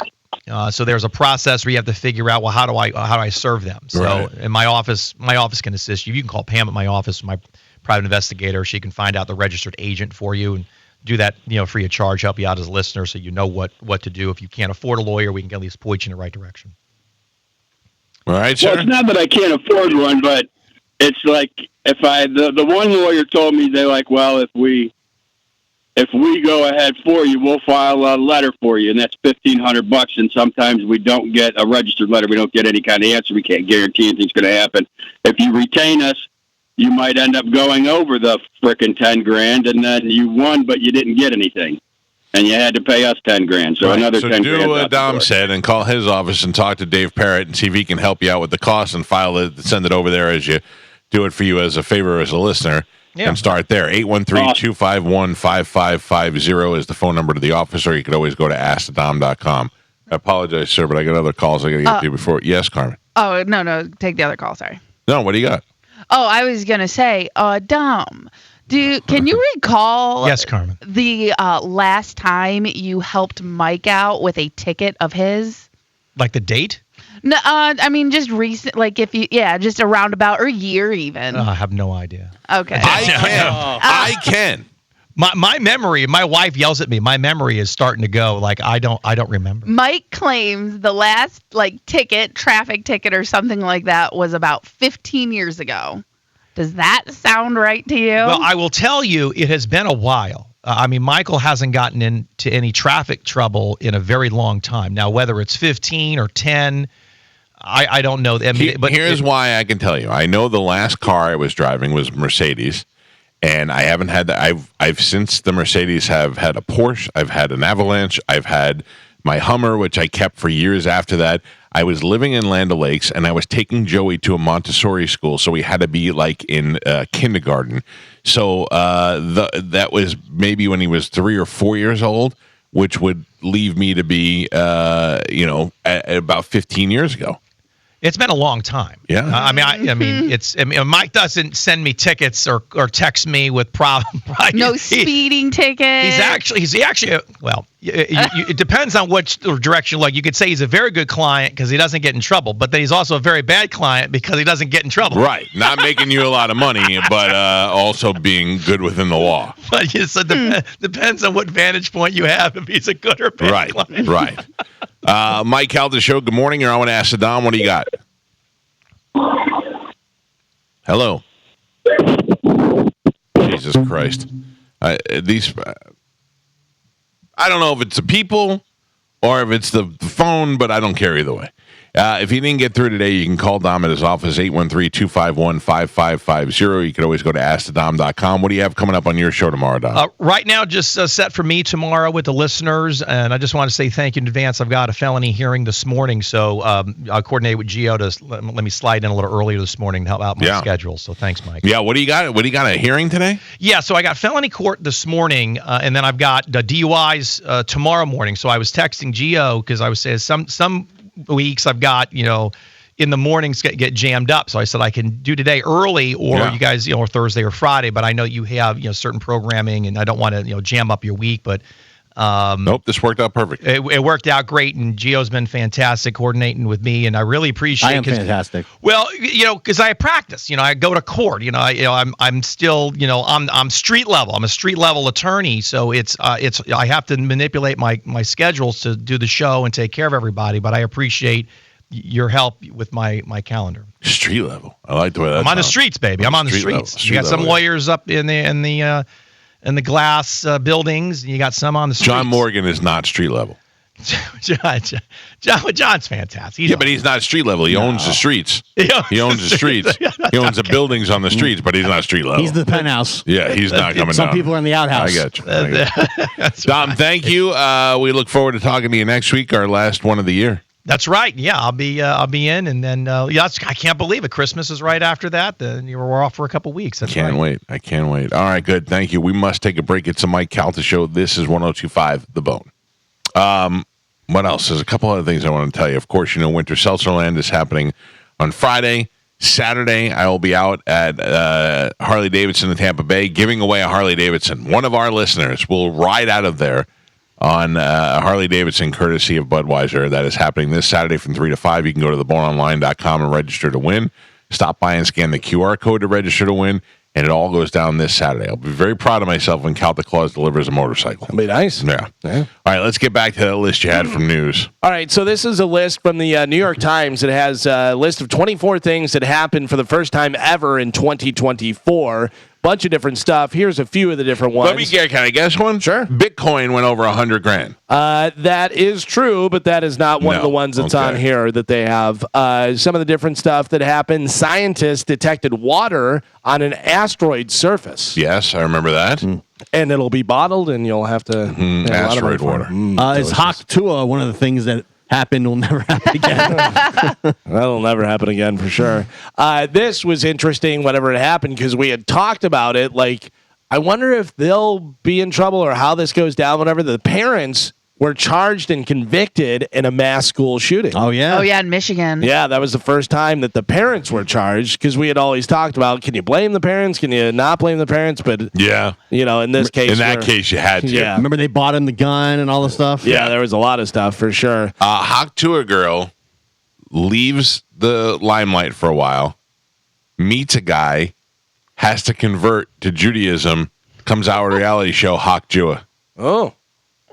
I don't know. I'm trying to think of her future. Did you see Dana Carvey reprise his role as church lady on Saturday Night? Yeah, I didn't think that was funny when it was happening. It was rough. It was the cold open, wasn't it? It may have been. I saw it on the on YouTube. But the problem was he made a joke about Haktua and called her Haktui. Oh, that's rude. But the joke was maybe you should go to a school and get and he said go to-y. He screwed it up. Haktui, go to-y. He screwed it up. All I can think of is you're an old man that doesn't know. Doesn't get the reference. Yeah. Because Tua makes sense. Go to a school. Yeah. Tui, you screwed it up. Yeah. Done. How about this one? Some of the things that happened in 2024 for the first time. A pig kidney was successfully transplanted into a human. I remember that. I thought the guy died, though, after. Yeah, but successful transplant don't mean that they don't die. It means that they're able to sustain it for a couple of days. I remember that guy that had the artificial heart back in the 80s. He was able to live a little... No, the artificial one. Oh, the artificial one. Yeah, he was able to live for a little while, and then he died, but it still worked. I'm surprised we're not at that point yet. Yeah. Artificial hearts. Yeah. It just seems like a machine that pumps blood. Organs in general, it seems like you have to put, cyber kidney in and stuff. Yeah, I'm sure they will eventually, but yeah, it's a very meticulous thing. Your body certain things has to have exactly this or exactly that, and everybody's different. And an extreme marathoner finished running. Listen to this: the length of Africa. Oh wow! From top to bottom, running around 10,000 miles over the course of 352 days, so almost an entire year running all the way across Africa. Yeah, settle down, Forrest. I just kept running and running. Well, listen, if you're going to do it, Africa is the place to do it because I'm sure that it was somebody from Africa that did it because Ethiopians are unbelievable. I thought you meant because you're constantly just running from things. No, I mean, but it's something to do with the altitude and the different stuff because. For some reason, all the top runners come Kenya from that. and Ethiopia. Yeah, because they're all used to running from rhinoceroses and elephants. They're all fast as it is. Yeah. A street food taco stand. Carmen, you may want to visit this. A street food taco stand in Mexico. Got a Michelin star. Got a Michelin star. Really? Yeah. That's fun. Where was it? In Mexico. Okay, let's go. I remember I bought street tacos in Mexico off of a bike. That was a big mistake. Oh, I remember that. Yeah, I remember that. Yeah. The guy was on a bike? The guy, he had a grill attached to the front of his bike. Gotcha. And he was making little tacos there. What was that? Was the Burt? No. What was it? That was the cruise where we were on the beach. I think it was the COVID cruise. Yeah, it might have been. And you're saying that was bad? Well, it tasted amazing, but later on, it was bad. Yeah. It exited weird. And I thought, this has to be the street tacos I bought from the guy on the bike. Do you know what the meat was supposed to be? I think iguana. It was, I think it was carnitas. Okay. So beef? Yeah. Was it beef, you think? I don't know. How do you tell? They tasted amazing. I was like, this was a great idea.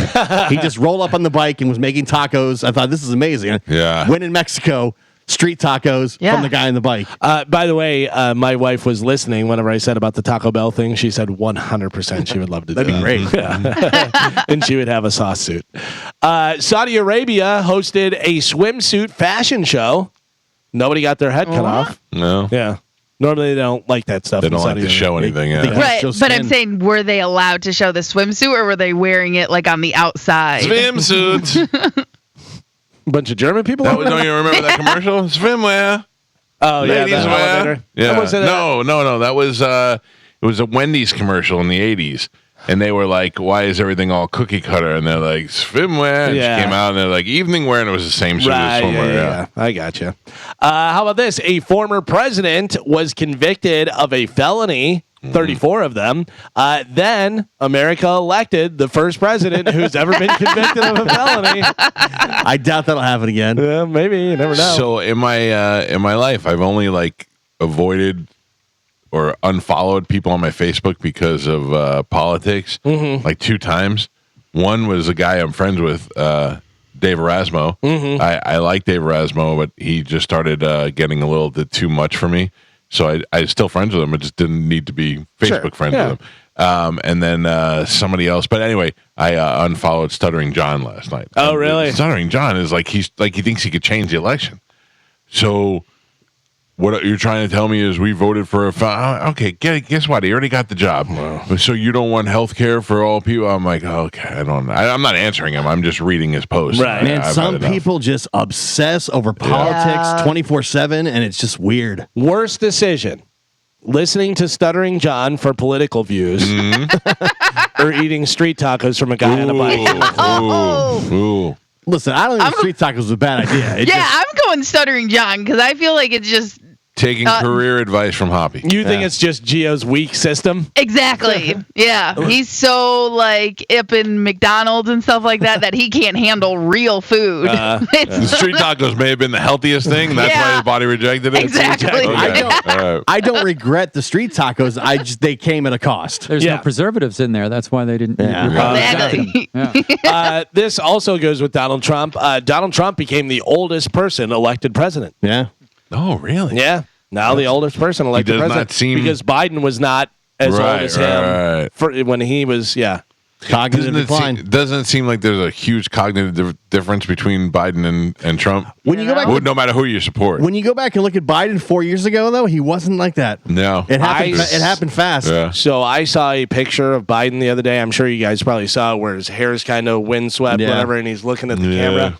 He has dementia face. You know how whenever that's like we said earlier, how they 100% use the worst pictures. 100%, but also that's like the most recent picture of him I've seen. A blank stare. It's like just that 1,000-yard stare where they don't know what they're looking at and stuff. And I have no idea. He may be totally fine, but that is just, you know how people have certain looks when stuff happens to them. If somebody has brain damage, they have a look to them. Sure. Or like a stroke.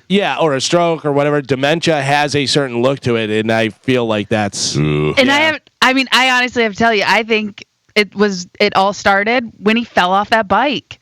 That is, but honestly, I get it. An older person of that should not be on a bike, but if you can't, losing your balance is a big sign of cognitive decline. Yeah. Scientists observed an orangutan treating itself with medicinal herbs in the wild. Oh, really? Yeah. That's amazing to me. Yeah. Well, it's funny because they're so close to humans. I know, but even humans aren't smart enough to go out and get their own medicine most of the time. But the way that they figure out stuff and can use tools and do everything, you're like, oh, we're so close to planet. But think of how smart they'd have to be to know that this particular plan helps with whatever their element was. Yeah. Well, that's pretty good. Yeah, the big thing is, especially for plants, it's taste. Because like dogs, like things that they're allergic to or that are poisonous, it's bitter. Right. You know what I mean? Yeah. And it's the same for us. You know what I mean? Like luckily we know what to eat and what not to eat, so we don't have to go through that anymore. And we've probably lost a lot of our senses. But animals and stuff, like they still have to do that, so they still have like really sharp senses. And, heightened. Yeah, exactly. Oh, yeah. Their sense of smell and their sense of taste is unbelievable compared to humans. Breakdancing made its Olympic debut, but it was short-lived because it will not return to the 2028 games in Los Angeles. Yeah. No. Sorry, Ruby. What's her name? Ray Gun, yeah. Ray Gun. Jesus. Still maintained she was the best one out there. Yeah. Yeah. With the rabbit. Oh, yeah. And then the kangaroo. The kangaroo, whatever it was, yeah. I love whenever the video, my dog went and finds something smelly in the backyard, and it's her doing the dance and jumping around. She was very awkward. And then finally, a father and son duo played in an NBA game for the same team even. LeBron James and his son Bronny, who was drafted by the LA Lakers over the summer. Nothing to do with his father being on the he's an excellent player. Yeah. Nothing to do with his father saying he will leave the Lakers and go to any team that drafts his son. When does LeBron James retire? After he played for a couple of years with his son. Oh, well, his son's already down into the G League. He's not even playing. Get dumped already? Yeah. They did it. I think it was just a stunt. It was like, yeah, we'll sign him and have him here for a couple of weeks, and then he's down. But, like, how long do you think LeBron James? Because LeBron James is, I think, turning 40. Yeah. By the end of the season, whatever. And the Lakers... not doing great. Although LeBron, I think he had a triple-double the other night, but he's very selfish. He's a very selfish player. Yeah, I don't know. I don't really watch basketball that closely, but I have no idea how long he can play or wants to play. I would have been long gone, I can tell you that. It is wild to me, and my dad said this to me a long time ago. You'll start feeling old when you see the players' sons start playing.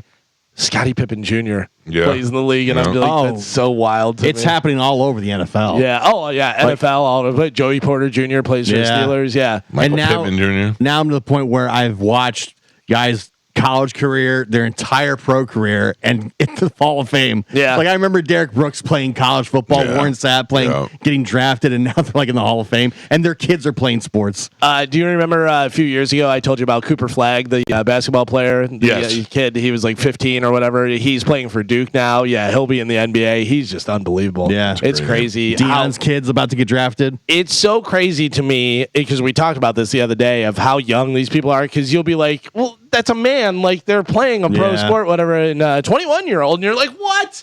Is Shedeur Sanders that good, or is it because of the hype around the team? And no, all he's that good. Stuff? Is he that good? Yeah, he's good, and I think it helps a lot having a father that was a pro that knows all the ins and outs too. Yeah, like there's so much insight that they can glean to you, for that, whatever. But also you go, well, that's crazy that the Mannings, the father played, and then the two sons, and then this, and now the other son's going to be Arch playing. Manning. Well, there's so much knowledge in there, and obviously genetics and what to do. Work on this. This is what's going to get you to the NFL. Whereas if you have somebody who's never played in the NFL, they have no idea. Yeah. And it also helps that one of his teammates is like one of the top college football players in the nation right now, Travis Hunter. He's just incredible on both sides of the ball. You know what I mean? The coach, knows everything now about college football. What? Jesus Christ. No, you're right. I like the way you're right in the middle of it, Carmen. Carmen said, Jesus. I mean, I can't just know stuff. Nope. No, not since you've been dropping names. Team mom. Now you're into the sport because you're looking at what schools Chad can go to. I could do this before. You guys are just jerks. Name dropping. Travis Hunter. He's gonna win the Heisman. Both sides of the ball. Yeah. He does play. He does play both ways. I hate both of you. What positions does he play, Carmen? I don't know. I just know he plays both sides. Wide receiver, cornerback? You got it. Did Carmen text you? She did. Thank you, Carmen. I appreciate it. You're welcome. I appreciate it. Football mom. Well, there you go. There's some of the things that happened for the first time in 2024. I got something for you. Yeah? Years, I don't know if it was this year or last year, but some time ago, Olivia Newton-John died. Mm-hmm. You know her from Grease and, of course, other things. I believe I got points for her, a tremendous amount of points on the death pool. Well, Olivia Newton-John's estate is now going up for auction. What are some of the things you think that you'd get at Olivia Newton-John's auction? I would imagine some of the Grease stuff. Maybe she took some of the wardrobe home or the whatever. Jacket. Yeah. Jacket that she wore in the Meet and Grease tour. Remember when we had her on the air when her and John Travolta did the Meet and Grease tour? Yeah. That's up for auction. Let me tell you some of the other things you can get. Maybe she have some gold records or something. She does have gold records, Calvin. Some workout outfits because she used to do that. Oh, yeah. You can get right now the bidding for Olivia Newton-John's Summer Nights gold record is only $1,750 right now. $1,750, and there's no bids on it. Oh, I'm sorry, that one has 10 bids.